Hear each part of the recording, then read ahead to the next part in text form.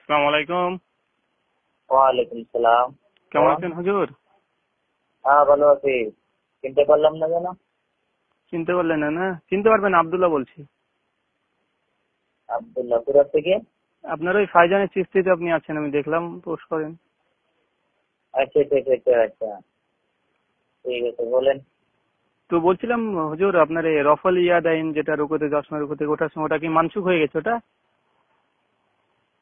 দেখেন, চার ইমাম তো হক, হুম, বুঝছেন না? চার ইমাম হক।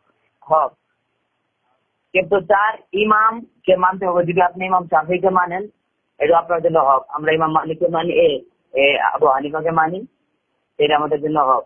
এটা বুঝছেন না? নাই, তো চার ইমাম হক। কিন্তু এর মধ্যে কিছুগুলো বস্তু মন্তব্য হয়ে গেছে, কিছুগুলো বস্তু রয়ে গেছে। কিন্তু উনাদের সব থেকে যেনারা করে কিছু ইমাম সাহেব মাসাদের কিছু কিছু খেলা বর্তমান হয়েছে, যাকে লামা সাহেব বা আইলে হাদিস বলা হয়। হুম আর আইলে হাদিস ওনারা তো কোন ইমামকে মানেই না। হুম বুঝছেন? যখন কোন ইমামকে মানেই না, তাহলে ওদের সঙ্গে ওদের কোনো মজাবই নেই, লামজাব হয়ে গেল না। আচ্ছা আচ্ছা, তো মাযহাব কি মানতে হবে, এরকম কোন ফরজ মাযহাব মানা? মাযহাব মানে তাকলিদ করাটা মানতেই হবে। তাকলিদ আপনার যে প্রকারেও তাকলিদ আপনার করতেই হবে। কারণ আমাদের কি মিজাজ আছে, আমাদের কি আমরা কোনো মাসালি কোন আয়াত থেকে নিজে বের করতে পারবো কি? সে তো ঠিকই, তো মাযহাব বলেন। মানতে হবে, মাযহাব মানতে হবে, এরূপ দলিল কোরআন হাদিস থেকে কি আছে এটা জানতে চাইছি। দলিল আমি দিব তো, মাযহাব মানতে হবে না না মানতে হবে আমি দিব তো। আচ্ছা, একটা বলেন। আপনি মানে তাকলিদ করতে চাচ্ছেন না, না? তাকলিদের সাক্ষী যে উম্মতের জন্য ফরজ, এই জন্য একটা দলিল চাইছি। আচ্ছা আচ্ছা, তো তাকলিদ যদি মানতে হয়, তাহলে আপনার কোন কোন মাসলার মধ্যে আপনি তাকলিদ করতে পারবেন আর কোন কোন মাসলার মধ্যে আপনি তাকলিদ করতে পারবেন না, সেগুলি তো। মানে তাকলিদ কি উম্মতের জন্য ওয়াজিব? চারটে মাযহাব মানার মধ্যে যে কোনো একটাকে তাকলিদের সাক্ষী যেটা, ওটা করা কি ওয়াজিব বা ফরজ, সেটা জানতে চাইছি। মানুষের জন্য তাকলিদ করা একমাত্র ওয়াজিব। ওয়াজিব। ফরজের বগলে ফরজের টাইম ওখানে আচ্ছা, এই জন্যই এই জন্য বলছি আমি যে ওয়াজিব কোন কোরআনের কোন আয়াত কোন হাদিস দ্বারা প্রমাণিত যেটা ওয়াজিব, কারণ এটা তো তাকলিদ তো আল্লাহ রসুল সাহাবাদের যুগে ছিল না, 400 বছর পরে তৈরি হয়েছে। এবারে এটা কি ফরজ কে করলো? এইটা বলেন, আল্লাহ নবী উনার তাকলিদ করবে কেন? উনি হলেন সব ইসলাম লানে বলা উনি। আর উনার সাহাবারা যিনা ছিলেন, ডাইরেক্ট ওনার কাছে থেকে সবকিছু পেয়েছেন। কিন্তু বর্তমান আমাদের কোন মেজাজ আছে কি আমরা কোনো আয়াতের কোন মাসলা মাসালি নিজে বার করবো? তবে না পারার কি আছে, মানুষ পারবে না এরকম কিছু আছে? আরে তা আপনি পারবেন কি কোন মাসলা? আচ্ছা ভাই, ঠিক আছে ঠিক আছে, আপনাকে আমি একটা প্রশ্ন করি, এই বিষয়টার জন্য আমি প্রশ্ন করি যে আমরা ফিকহি মাসলাতে আমরা ইমামে আজম আবু হানিফার তাকলিদ করব, তো আকীদাতে কার তাকলিদ করব? হ্যাঁ, আকীদাগত বিষয়ে কার তাকলিদ করব? আচ্ছা, আকিদা ये তাকলিদ এই বহর বেলেগ, আর আকিদা যেটা সেই আকিদা হলো বেলেগ। আপনার ইমাম আজম আবু হানিফা যদি আপনি ওনার তাকলিদ করেন, তাহলে ওনার কি আকিদা ছিল? না, উনার আকীদা কি মানা কি ওয়াজিব উম্মতের জন্য? উনি যে ওনার যখন অনুসরণ আপনি করবেন, ওনার যখন তাকলিদ আপনি করবেন, আপনি যখন মুকাল্লিদ হবেন, তাহলে ওনার আকীদা মোতাবেক আপনার চলতে হবে। কিন্তু আপনার যাই হোক ভাই, রুদ্দুল মুখতার প্রথম খণ্ডের 36 পৃষ্ঠায় লেখা আছে যে আকীদাগত বিষয়ে কারো তাকলিদ করা নাজেজ, হারাম। জাআল হক আহমেদ ইয়ার খান নাইমি বাবু কিতাবুত তাকলিদ পৃষ্ঠা নম্বর 74 লিখেছে যে আকীদাগত বিষয়ে কোন মাযহাবের ইমামের তাকলিদ করা হারাম। তাফসিরে রুহুল বায়ান সূরা হুদ আয়াত নম্বর 119 এর তাফসিরে লিখেছে আকীদাগত বিষয়ে কারো তাকলিদ করা হারাম। তারপরে আপনার যে এই ধরনের অনেকগুলো কিতাব আছে যেখানে আকীদাগত বিষয় ইমাম আজম আবু হানিফার তাকলিদ করা হারাম বলে দিতে পরিষ্কার হবে। আপনার কথা সত্যি, কিন্তু আমার কথাটা তো শুনুন। ইমাম আজম আবু হানিফা এই কথা বলেছেন, আমি যা বলেছি যদি আমার কথার সাথে যদি কোরআন হাদিসের কোনো মিল না থাকে, বা আমার কথার সাথে যদি কোরআন হাদিসের কোনো টকরাও হয়, আমার প্রশ্নটা না ভাই, আমার প্রশ্নটা না, প্রশ্ন হচ্ছে এটাই যে এখন বর্তমান ফিকহি মাসলাতে হানফি মাযহাবের অনুসরণ করা হয়, কিন্তু আকীদাগত বিষয়ে তো হানফি মাযহাবের মধ্যে টোটালে 7খানা এখন ভাগ। যেমন দেওবন্দীদের মধ্যে 2টো ভাগ, দেওবন্দি হায়াতি, দেওবন্দি মামাতি। এদিকে আছে ফুরফুরা, এদিকে আছে এনাদপুরি হানফি, এদিকে আছে আপনার বেরেলভি হানফি, বেরেলভির মধ্যে আরো 2টো ভাগ হয়েছে। তো এই যে এতগুলো ভাগ, সবার আকীদাগত ভাগ, মাসলাগত ভাগ কিন্তু কারো হয়নি, সব আকীদাগত ভাগ। তো আমি আকীদাতে কার তাকলিদ করব? আকীদা তো সাধারণ মানুষ তো ইজতিহাদ করে আকীদা বের করছে। সাধারণ মানুষকে কেন মানবেন আপনি? কোরআন হাদিসে যেটা পাবেন না সেটা মানা দরকার নাই। আরে ভাই, আমি তো সেটাই, আপনি আমাকে দেখেন আপনি আমাকে বলেন যে কোরআন হাদিসে যেটা পাওয়ার দরকার না সেটা মানার দরকার নেই। আমি যদি সেটা ইস্তেমবাদ করার সামর্থ্য রাখি আকীদাগত বিষয়ে, তো আমি তো মুস্তাহিদ হয়ে গেলাম না? তাই তো বলেছে, যদি আপনি কোরআন হাদিস থেকে যেটা নিজে ব্যক্তিগত বের করতে পারেন ওই বস্তু তাকলিদ করার আপনার দরকার নেই। কিন্তু আমি আকীদাগত বিষয়ে কার তাকলিদ করব ভাই? প্রশ্ন তো ওটাই। আকীদাগত বিষয়ে ইমাম আজম আবু হানিফার তাকলিদ করা হয় না হানফি মাযহাবে? এখানে মাসুদির হয়, আসারির হয়, বেরেলভির হয়, দেওবন্দীদের হয়, এখানে ফুরফুরাপন্থীদের হয়। এদের আলাদা আলাদা আকীদা এরা তৈরি করেছে নতুন ভাবে। যিনারা আকীদা তৈরি করেছেন ওনাদের কথা আপনার মানা দরকার নাই। আপনি যদি আকীদা দেখবেন ডাইরেক্ট কোরআন হাদিস দেখুন, আর সাহাবীর জীবনী দেখুন, হুজুর সাল্লাল্লাহু আলাইহি ওয়াসাল্লামের আকীদা দেখুন, সাহাবীদের আকীদা দেখুন। ওনাদের আকীদা যা ছিল সেই আকীদা মতে মানবেন না। আর আপনি যার যে ইমাম ভাই, আমি যদি ওটা কোরআন হাদিস থেকে জানতেই পারি, নিজে জানতে পারি যে হুজুর সাল্লাল্লাহু আলাইহি ওয়াসাল্লামের কি আকীদা ছিল, তাহলে আমি তো নিজে মুস্তাহিদ হয়ে গেলাম। তাহলে মাসলা তো আমি ওইখান থেকে কোরআন হাদিস থেকে বের করতে পারবো না? একই তো বিষয় হয়ে যাচ্ছে না তাহলে? এই জন্যই তো তাকলিদ বলা হয়, এই জন্য তো তাকলিদ করা হয়। ভাই আমি আপনাকে বলতে চাচ্ছি, ইমাম আবু হানিফা রাহমাহুল্লাহর কোন ফিকহি কিতাব আছে যেখানে আকীদাগত বিষয়ে বলা হয়েছে? আকীদাগত বিষয়, মাসলা না আকীদা। হ্যাঁ। কি কিতাবের নাম কি? আপনি মুওয়াত্তা ইমাম মুহাম্মদ পড়েন। মুওয়াত্তা ইমাম মুহাম্মদের মাসলার কিতাব ভাই, শুধু হাদিসের কিতাব আছে, ওখানে আপনি আকীদা পেলেন কোথায়? আচ্ছা, ঠিক আছে। ওনার আর কিতাবের নাম তো বহুত নাম রয়েছে, আমি আপনাকে পরে বলতে পারি। আর অনেকগুলো আছে, কিন্তু ওগুলো তো সবই তো আপনার আকীদা বিষয় না, সবই তো হাদিসের কিতাব আছে। কিছু কিতাবুল আসার আছে ইমাম আবু ইউসুফের, ইমাম মুহাম্মদের কিতাবুল আসার আছে, কিন্তু এগুলো তো সবই তো হাদিসের কিতাব না। আমি বলছি যে যেমন রুদ্দুল মুখতার, হিদায়া, শারে বেতায়া, কুদরি, এগুলো সবই তো মাসলার কিতাব। তো এই ধরনের কোন কিতাব আছে কি আপনাদের যেখানে হানফি ইমাম আবু হানিফার আকীদা সম্পর্কে ফতোয়া? একখানা নেই। আমার কাছে তো বর্তমান নাই, কিন্তু না বর্তমান না ভাই, পৃথিবীর বুকে নেই খোঁজ ইমাম আজম আবু হানিফা আকীদা বিষয়ে কোনো মাসলা, কোনো ফতোয়ার কিতাব মজুদ নেই কোন হানফির কাছে। কারণ আপনি কি, আচ্ছা, তো আপনি যে আকীদারা দেখতেছেন যে তার আকীদারা আমি মানবো না? হ্যাঁ, আমি কার মানবো? দেওবন্দীদের না বেরেলভিদের? দেওবন্দীদের 2টো আকীদা, একটা হায়াতি দেওবন্দি, একটা মামাতি দেওবন্দি। তারপরে এদিকে আছে ফুরফুরাপন্থী, আবার এদিকে আছে এনাদপুরি হানফি, এদিকে আছে বেরেলভিপন্থী, বেরেলভি রায় বেরেলভি। কত ভাগ ভাই, আমি কোনটা মানবো? আপনি আকীদা সম্পর্কে যদি মানতে চান তাহলে কোরআন হাদিস সম্পর্কে আপনি মানবেন না? আরে ভাই, কোরআন হাদিস যদি আমি মুস্তাহিদ, যদি কোরআন হাদিস থেকে যদি আকীদা বুঝতে পারি, নবীজি নূরের তেল আমাদের তৈরি, নবীজি ইলমে গায়ব আছে কি নাই, এটা যদি কোরআন হাদিস থেকে আমি যদি প্রমাণ নিজেই করতে পারি, আমার যে সামর্থ্য, আমার বুদ্ধি দিই, তাহলে আমি মাসলা কেন আমি প্রমাণ করতে পারবো না ভাই? তাই তো মুস্তাহিদকে ওনাকে মানতে হবে। তাই তো কোন মুস্তাহিদকে মানবো আকীদার বিষয়ে? আকীদার বিষয়ে কোন মুস্তাহিদকে মানবো সেটা আমার প্রশ্ন। আকীদার বিষয়ে কোন মুস্তাহিদকে মানবেন? আপনার যেই মুস্তাহিদ ওই আকীদার মধ্যে চলেছেন কোরআন হাদিস মোতাবেক, যেই মুস্তাহিদ কোরআন হাদিস মোতাবেক। দেওবন্দি হানফি যারা আছে তারা বলছে যে আমাদের আকীদা ঠিক, বেরেলভিদের ঠিক না। বেরেলভিরা বলছে যে দেওবন্দিরা যা আছে ওদের নিকৃষ্ট আকীদা, ওরা জাহান্নামে চলে যাবে। ফুরফুরারা আবার আরেক ধরনের কথা বলছে, এনাদপুরে আলাদা কথা বলছে, জামাত ইসলাম আলাদা কথা বলছে, হানফি মাযহাব থেকে কাদিয়ানী বেরিয়েছে তারা আলাদা কথা বলছে। কোন আকীদা মানবো ভাই আমি তো সাধারণ জাতি যত ফিরকায় বাইরুক না জানা, ওনাদের সঙ্গে কোনো তালুক নাই। 4টা মাযহাব হক, 4টা। আরে ভাই, এটা তো মাসালাতে হক হলো না? মাসালা কথা আমি থোড়ি জিজ্ঞাসা করছি না, মাসালা কথা জিজ্ঞাসা করছি না, আকীদাগত বিষয়ে। আচ্ছা, আপনি বলেন এখন আপনি কোন কারণ অনুসরণ করেন? আরে ভাই, মাসলা তুমি 4টা ইমামকে আমি হক ধরে নিলাম, কিন্তু আকীদা তুমি কার তাকলিদ করবো এটা আমাকে বুঝিয়ে দেন না, কার তাকলিদ করবো? আপনি এটা তো বলেন যে আপনি কার অনুসরণ করেন বর্তমান। আরে ভাই, আমার প্রশ্ন তো সেটা না, আমার আকীদাতে তাকলিদ কার করবো এটাই প্রশ্ন। তারপরে ইনশাআল্লাহ ওই বিষয়টা অন্য একদিন আলোচনা করা যেতে পারে, অসুবিধা কি? আচ্ছা, ফিকিরা শিখায় ওলামারা কি কোরআন হাদিস থেকে কোনো আকীদা ওনারা নিজে বের করেন নাই? আরে সে কেন করবে না, কিন্তু সে গ্রন্থগুলো কোথায় ভাই? আমি সেটা তো গ্রন্থটা চাইছি না। তখন যখন বেরেলভি দেওবন্দি শিয়া প্রত্যেক মানুষে বেলেগ বেলেগ মানে তারা আকিদা নিজে বের করছে, ওনারা বলতেছে ওটা গলত, ওনারা বলতেছে এটা গলত, কথা বলছেন না নাই? হ্যাঁ, তখন আপনি মানবেন কোদিকে, এটাই তো আপনার প্রশ্ন। হ্যাঁ, আমি কার আকিদা মানবো? সবাই তো হানাফি, হানাফিদের মধ্যে 6টা ভাগ, কোন হানাফির আকিদা ঠিক সেটি জানতে চাইছি। মাসলাতে তো হানাফি, দেবন্দি, বেরেলভি, ফুরফুরা সবাই এক, কিন্তু আকিদা তো ঠিক নাই।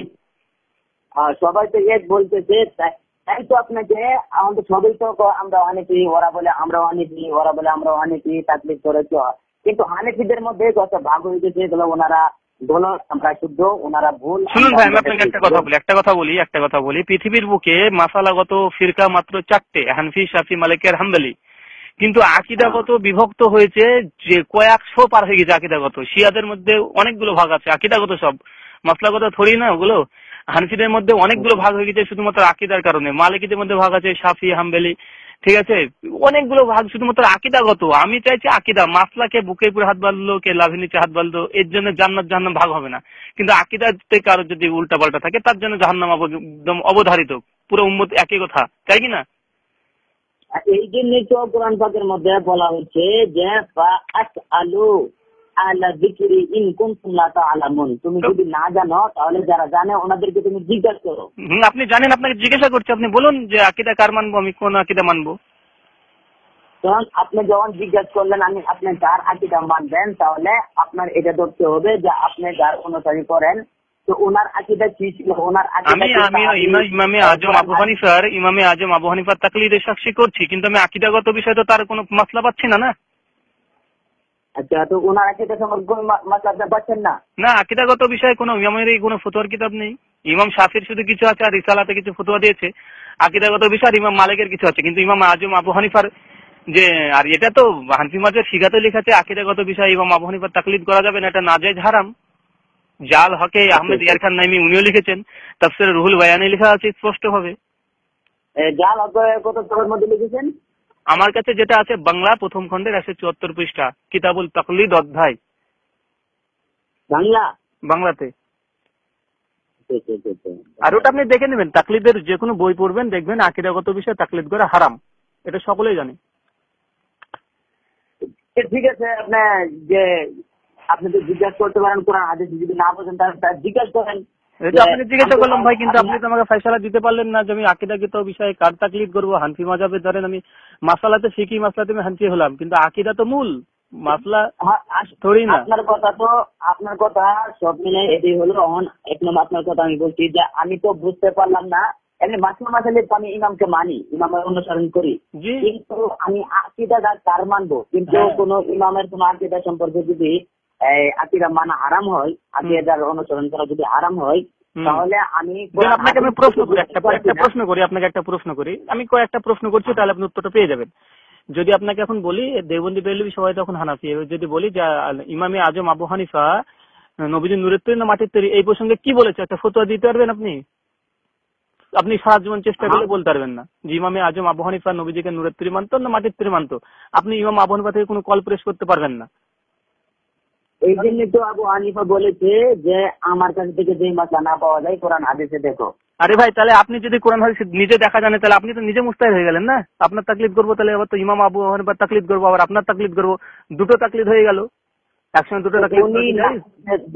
উনি যে মশলাটা বলে নাই এটার মতলব এইটা নয় যে উনি জানেন নাই। আরে ভাই, উনি জানেন কিন্তু আপনাদের কাছে মজুদ নাই না। আমি এখন কার মানবো সেটা তো সমস্যা। মাসলাতে আমি ইমাম আবু হানিফাকে কমপ্লিট পেয়ে গেলাম, কিন্তু আকিদাতে তো আমি কমপ্লিট পাচ্ছি না। না, আচ্ছা, আপনার সমস্যা এটাই? হ্যাঁ, এটাই সমস্যা আমার, যে আমি আকিদাতে আমি তো অর্ধেক ইমাম আবু হানিফাকে মানতে পারছি মাসলাতে শুধু, কিন্তু মূল যে জিনিসটা যেটা মগজ আকিদার জন্য জান্নাত জাহান্নাম। আচ্ছা, বুঝেছি। আকিদা সম্পর্কে ইমাম আজম হানিফার কি রায়, আর ইমাম আজম হানিফার আকিদার সম্পর্কে স্বতন্ত্র কিতাব যে ইমাম আজম আবু হানিফা, বর্তমান যেটা হানফি আর দেওবন্দিদের মধ্যে মতনৈক্য হচ্ছে, এই মতনৈক্য নিরসনের জন্য ইমাম আজম আবু হানিফা কি ফতোয়া দিয়ে গেছে, কবরে সেজদা করা জায়েজ না, পীর ধরা ফরজ না, তারপরে আপনার নবীজি ইলমে গায়ব জানতো কে জানতো না, নবীজি নূরের তৈরি কি নূরের তৈরি না, নবীজি হাজির নাজির কি হাজির নাজির না, যত ফিকহি আকীদাগত বিষয়ে হানফি দেওবন্দিদের সঙ্গে বেরেলভীদের পার্থক্য আছে, সমস্ত ফতোয়াগুলো আমি ইমাম আজম আবু হানিফা কি ফতোয়া দিয়েছেন সেটা জানতে চাই। আচ্ছা, তো আপনি এই আয়াতের তাফসীর করেন তাহলে পাবেন আতিউল্লাহ ওয়া আতিউর রাসূল। উলিল আমরি মিনকুম।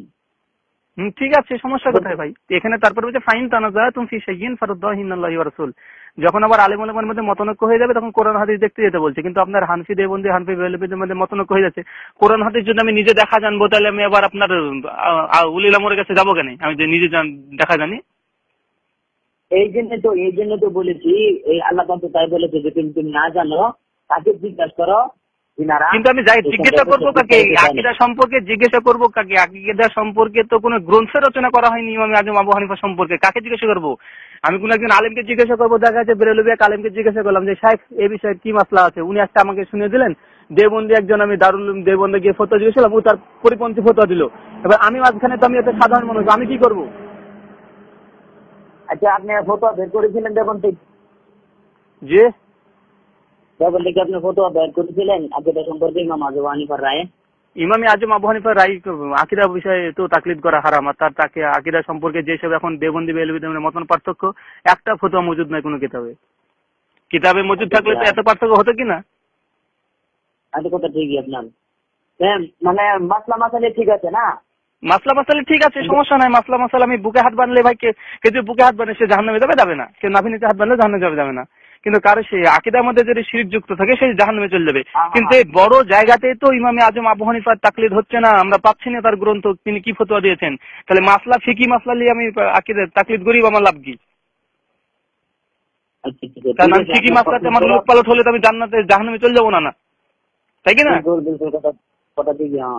আমি এই জিনিসে আমি বুঝতে পারছি না এটাই যে আমি আকীদাতে কেন হানফি মাযহাবের ফতোয়া দিচ্ছে সকলে একমত যে আকীদাতে তাকলিদ করা যাবে না ইমাম আজম আবু হানিফা, শুধু মাসলাতে মানতে হবে। ভাই আমার শুধু বিশ্বাস, আমি জানি কেউ যদি জোরে আমিন বলে কেউ যদি আস্তে আমিন বলে দুজনেরই নামাজ হয়ে যাবে। কিন্তু কেউ যদি শিরকযুক্ত আমল থাকে, আকীদা যদি শিরকপূর্ণ থাকে, তাহলে তার নামাজ রোজা হজ যাকাত কিছু কবুল হবে না, সে জাহান্নামে ডাইরেক্ট যাবে। তো আমাকে আপনি একটা পুকুরের মধ্যে বলছেন যে ভাই পুকুরে তুমি নামো না খো, আরে আমাকে আকীদাগত বিষয় সমুদ্রের মধ্যে ছেড়ে দিচ্ছেন যে সমুদ্র থেকে তুমি এখন মুনিমুক্তা খুঁজতে লাগো। এবার আমি একজন সাধারণ মানুষ, আমি কি করি কোরআন হাদিস বুঝবো যে আমি নবীদের নূরের মাটির তৈরি, নবী আলিমুল গায়ব কি আলিমুল গায়ব না? আমি তো সাধারণ একজন বান্দা। এবার ইমাম আবু হানিফার যদি কোনো ফতোয়ার কিতাব দিয়ে থাকতো যে না ইমাম আবু হানিফা বলেছেন নবীদের নূরের তৈরি, আমি মেনে নিতাম যে ইমাম আজম বড় একজন মুহাদ্দিস বলে কিছু মেনে নিলাম। কিন্তু এখন পৃথিবীতে যারা আছে সবাই তো সাধারণ আলেম। সমস্ত শোনার পরে আমার কাছে একটা জবাবই আসছে। জি, জবাবটা হলো যে কথাটা খেয়াল নেই, আপনার কথাটা অবশ্যই ঠিক যে আকীদা সম্পর্কে ইমামের ওল মানা যাবে না, ইমামের অনুসরণ করা যাবে না, আর মাসলা মাসলি মানা অধিক। হ্যাঁ, আপনি আকীদা যদি জানতে চান, আকীদা আপনার ও যে মানতে হবে যেটা সাহাবী থেকে মুরব্বি আছে, যেটা সাহাবীরা করেছেন। ভাই ওটা তো মজুদ নাই না, ওটা মজুদ নাই। এবার সাহাবীদের আকীদা কি ছিল আমি যদি তাতে সে কোরআন হাদিস আমাকে ঘাটতে হবে যে সাহাবীদের আমল আকীদা কি ছিল। এখন আমাকে 10 লক্ষ হাদিস খুঁজে বের করতে হবে। এবার আমি যদি 10 লক্ষ হাদিস খুঁজে যদি আকীদা যদি বের করতে পারি তো আমি তো নিজে মুস্তাহিদ হয়ে গেলাম, তাহলে মাসলা তুমি বের করতে পারবো না? ওলামারা যে সিস্টেমে বের করে করে লিখেছে। আরে ভাই ওলেমারা তো এখন শিয়াদের যদি কিতাব পড়তে যায়, ওরা তো ওলেমা আছে ওদের মধ্যে তো সাহাবীদেরকে কাফের মাফের বলে ছেড়ে দিয়েছে। বেরেলভিদেরকে যদি পড়তে যায়, বেরেলভিদের মধ্যে নবীদের নূরের মাটির তৈরি। একে দেওবন্দীদের পড়তে গেলে দেওবন্দের এক কথা, আহলে হাদিসদের এক কথা, ফুরফুরাদের এক কথা, ইনাদপুরীদের এক কথা, চরমনাইদের এক কথা। কার না মানবো ভাই? সবাই তো আলেম। এত কথা আপনার ঠিকই, এই জন্য তো আহলে সুন্নাত ওয়াল জামাতের মধ্যে যিনারা আছেন ওনাদেরকে জিজ্ঞাসা করেন। এই ভাই আহলে সুন্নাত ওয়াল জামাত তো সবাই দাবি করছে, দেওবন্দীরা দাবি করছে আমরা আহলে সুন্নাত, বেরেলভিরা দাবি করছে আহলে সুন্নাত, এদিকে শিয়ারা বলছে আমরা আহলে সুন্নাত, আহলে হাদিস এরা বলছে আমরা আহলে সুন্নাত, সকলেই দাবি আমরা আহলে সুন্নাত। আমি কোন আহলে সুন্নাত কাকে বিশ্বাস করবো আর কোনটাই সঠিক আমি কিভাবে বুঝবো? আমি একজন সাধারণ আলেম। আরে ভাই এখন আপনাকে আমি কেমনি বুঝবো? সবাই যখন আহলে সুন্নাত দাবি করছে, তাহলে সবাই যদি মুসলমান দাবি করে সবাই কি মুসলমান মানা যাবে? এবার আমি তো সাধারণ ব্যক্তি ভাই, আমি তো সাধারণ ব্যক্তি, আমি কিভাবে বুঝবো যে এরা হক পথে আছে, এদের কোরআন হাদিসের কাছে মানে কাছাকাছি আছে? আমি তো সাধারণ মানুষ। আচ্ছা, আমি কিভাবে বুঝবো যে দেওবন্দীরা ঠিক আছে না বেরেলভিরা ঠিক আছে? দুজনই কোরআন হাদিসের দলিল দিয়ে এবার ভরপুর করে দিচ্ছে দুজনই। আমাকে যখন বেরেলভিদের কাছে বসছি তখন আমাকে মনে হচ্ছে না বেরেলভিরা ঠিক, দেওবন্দীদের কাছে আছে দেওবন্দীদের কাছে মনে হচ্ছে না এরা দেওবন্দীরা তো ঠিক বলছে। আবার যখন ফুরফুরা কাছে আছে ফুরফুরা তখন মনে হচ্ছে ঠিক। আমি তো সাধারণ মানুষ, আমি তো বুঝতে পারবো না কি বলছে, যে যেদিকে টান দিবে সেদিকে চলে যাবো। আপনার একটা রায় দেই আমি। জি বলুন। আপনি আগে মাঝে আলেম ওলামার কিতাব পড়া থেকে আপনি আহলে সুন্নাত ওয়াল জামাতের উলামাদের কিতাব আপনি মুতালা করেন। আমার কাছে শানে হাবিবুর রহমান জা আল হক আহমেদ ইয়ার খান নাইমি, ফতুয়া রেজবিয়া, দুটো খণ্ড মজুদ আছে। প্লাস আমার কাছে আরো আহলে সুন্নির মোটামুটি কয়েক 100 কিতাব আছে। আমাদের এখানে একজন গোলাম সামদানি রেজবি বলে একজন ব্যক্তি আছে, তার 40 খানা কিতাব আমার কাছে মজুদ আছে। সবগুলো পড়ছি। এদিকে দেবন্দীদের কিছু বই আমাকে আবার দিয়েছে। জা আল হক বইটার জবাব দিয়েছে আমার কাছে। আহলে মানে জা আল হক বইয়ের একটা জবাব দিয়েছে, তাহকিক জা আল হক বইটার নাম। তো ওখানে দেখছি জা আল হকের সমস্ত দলিলকে খণ্ডন করি। ওরা তখন ওদেরটা তখন মনে হচ্ছে ওদেরটাই ঠিক, দেবন্দীদেরটা সমস্ত দলিলের জবাব দিয়ে দিয়েছে ওরা। তো আপনি বলেছেন না আপনি সাধারণ মানুষ এই মতন সিস্টেম আরবের তর্জমা করতে পারবেন না। আমি তো মোটামুটি ধরেন ওটা পারি, আরবি থেকে মোটামুটি বাংলা করতে পারি, বুঝতে পারি, কিন্তু খুব বেশি তো ভালো বুঝতে পারবো না। এবার আমি যদি আরবি বুঝতেও পারি, আমি যদি খুব ভালো বুঝতে পারি, আমি তো মাসলা মুস্তাহিদ না যে আমি মাসলা বের ফেলবো কোরআন হাদিস থেকে। হ্যাঁ, ওটা তো বেলে অন্য ভিন্ন কথা আছে, এটা তো বেলে কথা আছে মাঝে পারবো না। হ্যাঁ, এবার এই কারণে বলছি ভাই যে বর্তমান যারা তাকলিদ নিয়ে এত ঝামেলা করছে, তাদের তাকলিদটা হচ্ছে আধা অর্ধেক, সবারই অর্ধেক, হানফিদের অর্ধেক, দেবন্দী, বেরেলভি, ফুরফুরা সকলের অর্ধেক। আকীদাগত বিষয়ে নিজেরা সব ভাগ করে কোরআন হাদিস থেকে মুস্তাহিদ হয়েছে, নিজেরা কোরআন হাদিস থেকে দলিল দিচ্ছে আকীদাগত বিষয়। আমার এই জন্য তোমার তাকলিদটা আমি ছেড়ে দিয়েছি। এই কারণে আমি তাকলিদটা ছেড়েছি। আমি হানাফি ছিলাম, আমি এখন হানাফি আর নেই। কারণ আমি দেখছি যে ইমামে আজম আবু হানিফা শুধু মাসলাতে তাকলিদ করা হয়। এবার আমি যদি আকীদাগত বিষয় যদি আমাকে নিজে যদি কোরআন হাদিস পড়ি যে কার দেবন্দীদের ঠিক না বেলবের ঠিক, এটা যদি আমার নিজের পুরো মানে নিজের ইজতিহাদ, নিজের যদি ইস্তেমবাদ করি আমার আকীদা পোষণ করি, তাহলে আমি তো মাসলাতে তো আমি নিজেই কোরআন হাদিস বের করে মাসলা বার করেন তো আরো সোজা আকীদার চাইতে, তাই কিনা ভাই? আচ্ছা ঠিক আছে, আপনাকে এইটা ছেড়ে দিলেন, এই তাকলিদ করা ছেড়ে দিলেন, এখন কি আপনি নিজের হতে পারবেন?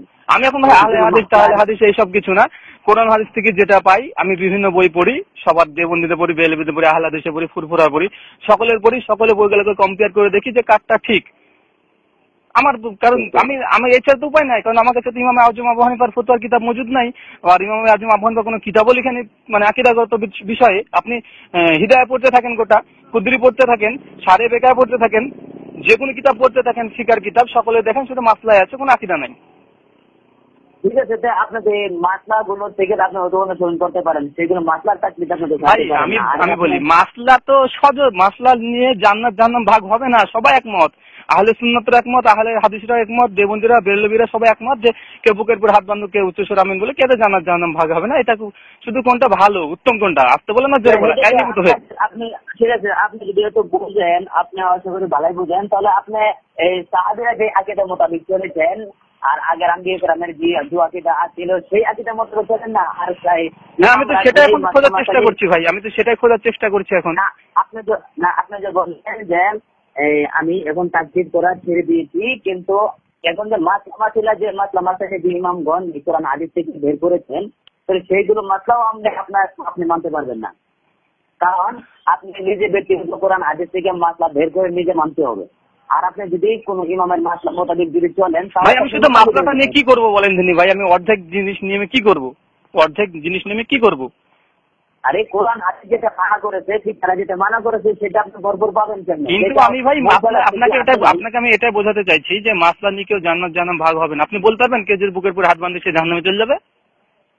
কথা দিতে পারবেন? কোনো কথা না, পারবেন না। এবার আমি সেই যদি ইমামের আকীদা যদি তাকলিদ করা যদি হারাম লেগে থাকে কোনো অসুবিধা নেই, কিন্তু সাহাবীরা তো আছেন, আম্বিয়া কেরাম আছেন, কোরআন হাদিস মজুদ আছেন। আরে ভাই আপনি এই কথাটা বারবার আমাকে বলছেন যে কোরআন হাদিস মজুদ আছে। ভাই কোরআন হাদিস থেকে যদি আমি ইস্তেমবাদ করতে পারি, আমি কেন তাহলে মাসালাতে তাকলিদ করবো? আমি তাহলে আকীদাতে যদি তাকলিদ যদি না করি, তাহলে মাসালাতে কেন করতে যাবো ভাই? আরে ভাই মুস্তাহিদ কি আপনি কোরআন হাদিস থেকে যদি আপনি আমাকে ছেড়ে দিচ্ছেন না, আপনি আমাকে ছেড়ে দিচ্ছেন যে আকীদাগত বিষয় দেখো যে কোরআন হাদিস সাহাবীদের কি আমল আছে সেটা তো আপনি আমাকে বের করতে বলছেন। তো আমি তো মুস্তাহিদ না যে আমি বের করবো, তাই কি না? এবার আমি আকীদা কোরআন হাদিসকে বের করলে যে মুস্তাহিদ হবে তা তো কোনো কথা না। আরে ভাই কোরআন হাদিস থেকে ইস্তেমবাদ করবো তো আমি মুস্তাহিদ না? যে ইস্তেমবাদ করে সেই তো মুস্তাহিদ। তাই তো আমি বলেছি সাহাবীদের জিন্দেগি দেখুন, সাহাবীদের আকীদা কি ছিল তা দেখুন। আরে ভাই আপনাকে তো সেটাই বলছি, সাহাবীদের যদি দেখতে যাবো হাদিস খুলে দেখতে হবে, 10 লাখ হাদিস হচ্ছে, 10 লাখ হাদিস থেকে আমাকে বের করতে হবে সাহাবীরা কি আকীদা পোষণ করতো। তো আমি তো মুস্তাহিদ হয়ে গেলাম আমি যদি বের করতেই পারি। যিনারা আকিদাগুলো শুনুন, যিনারা আকিদা বের করে কিতাবে লিখেছেন, কেউ লিখেনি ভাই, কেউ লিখেনি। এটা লিখেছে দেওবন্দিরা, কিছু লিখেছে বেরেলবিরা, ঠিক আছে? কিছু দেওবন্দিরা লিখেছে, কিছু বেরেলবিরা লিখেছে। কিন্তু দেওবন্দি বেরেলবি যারা সাধারণ মানুষ মানে লিখেছে, ওরা তো আর ইমামে আজম আবু হানিফার সমতুল্য না। আহমেদ রেজা খান বেরেলভি, আশরাফ আলী থানভি, এরা কি ইমামে আজম আবু হানিফার সমপর্যায়ের? নাউজুবিল্লাহ, অত বড় দেয়া যাবে না। না, সেটা তো বেলে কথা। আপনি বলছেন যে আকিদা সম্পর্কে কোন, আপনাকে একটা কথা বলি যে আপনি আকিদা মানছেন আহমেদ রেজা খান বেরেলভি, তাই কি না? হ্যাঁ হ্যাঁ, আকিদা মানছেন আহমেদ রেজা খান বেরেলভি যে আকিদা পোষণ করেন, আপনি সেটাকে মানছেন। তো আমি জানতে চাইছি যে ওই মত পোষণ কি ইমামে আজম আবু হানিফার করেছেন? সেই বিষয়টা যদি আমাকে দিতেন, আমি আবার হানাফি হয়ে যাব। আচ্ছা, ইমামে আজম আবু হানিফার ফতোয়ার কিতাব থেকে আমাকে দেখাতে হবে ইমাম আবু হানিফা বলেছেন নবীজি নূরের তৈরি বা নবীজি মাটির তৈরি, নবীজি মেকআপ ছিল কি ছিল না, এটা ইমামে আজম আবু হানিফার যে কোনো ফতোয়ার কিতাব থেকে আমি চাই। আপনি যদি দেখাতে পারেন, আমি সঙ্গে সঙ্গে আমি আবার হানাফি হয়ে যাব। কারণ আমি আমাকে নিজে চাইতাম ইমামে আজম আবু হানিফার উপরে বেশি ভরসা করি, কারণ আমি তো একজন সাধারণ মানুষ, কিন্তু উনি তো একজন মুস্তাহিদ ইমাম। এবার আপনার মানে ইমাম আজম আবু হানিফার সমস্ত আকিদা আপনার চাই না? আমার আকিদা চাই যে উনার কোন কল আছে, এইসব যতগুলো দেওবন্দি বেরোলবি আর আহলে হাদিসদের যে মাসালা মানে আকিদাগত ত্রুটি, আমি স্বচ্ছ আকিদা চাই। ইমামে আজম আবু হানিফা ব্যতীত অন্য কোনো ব্যক্তির আমি ফতোয়া নিব না। যখন বহুদূর কিতাবের মধ্যে এটা রয়েছে যে ইমাম থেকে কোন আকিদা সম্পর্কে মাসলা মানা যাবে না, আকিদার অনুসরণ করা যাবে না, হারাম। আকিদা দিয়ে আপনি করবেন কি? ওনার আকিদা তো মানা যাবে না, হারাম। তাহলে আরে ভাই, ওটা লিখছে, আমি সেটা তোমার প্রশ্ন যে ইমামে আজম আবু হানিফার আকিদা কেন মানবো না আমি? মহা মুশকিল, উনি একজন মুস্তাহিদ ইমাম, কিন্তু ফিকহ কিতাবে লিখছে কেন ইমামে আজম আবু হানিফার আকিদাতে তাকলিদ করা না যায় হারাম? তার মানে ইমামে আজম আবু হানিফার আকিদা ভালো ছিল না, শুদ্ধ ছিল না? ছিল, অবশ্যই ছিল। তো যদি শুদ্ধ থেকে থাকে তাহলে আমি কেন তাকলিদ করবো না তার আকিদার বিষয়ে? যেমন আমি আপনাকে বলি যে আল্লাহ আকার আছে না নিরাকার, এ নিয়ে কিন্তু এখন মতপার্থক্য চলছে, তাই কিনা?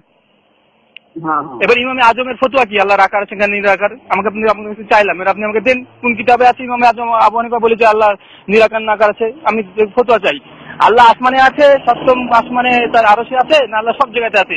ইমামে আজম আবু হানিফার আমি ফতোয়া চাই। আচ্ছা, বুঝেছি আপনার কথা মতো। আপনাকে আমি একটা আকিদা কিতাবের নাম বলি, আপনি যদি কিতাব মোতালা করেন। বলুন। আপনি আনোয়ারুল হাদিস, একটা কিতাবের নাম আছে আনোয়ারুল হাদিস, আছে কি আপনার কাছে? আনোয়ারুল হাদিস কার লেখা? জালালউদ্দিন সাবেরি লেখা। জালালউদ্দিন সুয়েদি নয়, দেখো তো কত সালের বইটা? আরেকটা কিতাব হচ্ছে বুজুর্গকে আকিদে।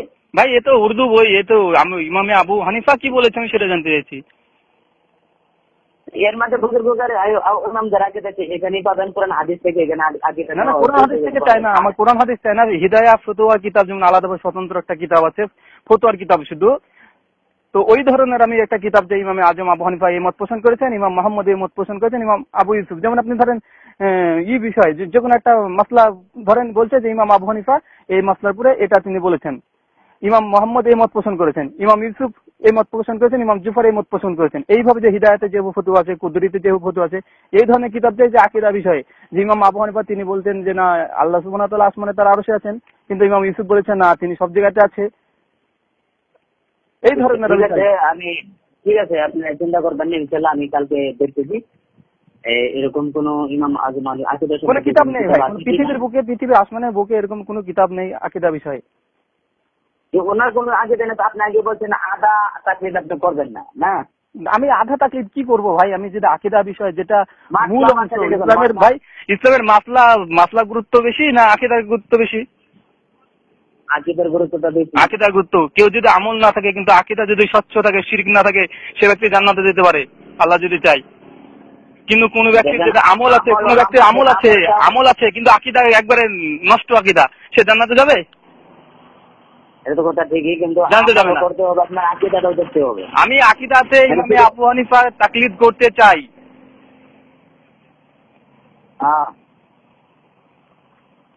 এবার আমাকে আমি ইমামে আজম আবু হানিফার আকীদাগত বিষয়ে তাকলিদ করতে চাই, এই জন্য আমাকে গ্রন্থ চাই।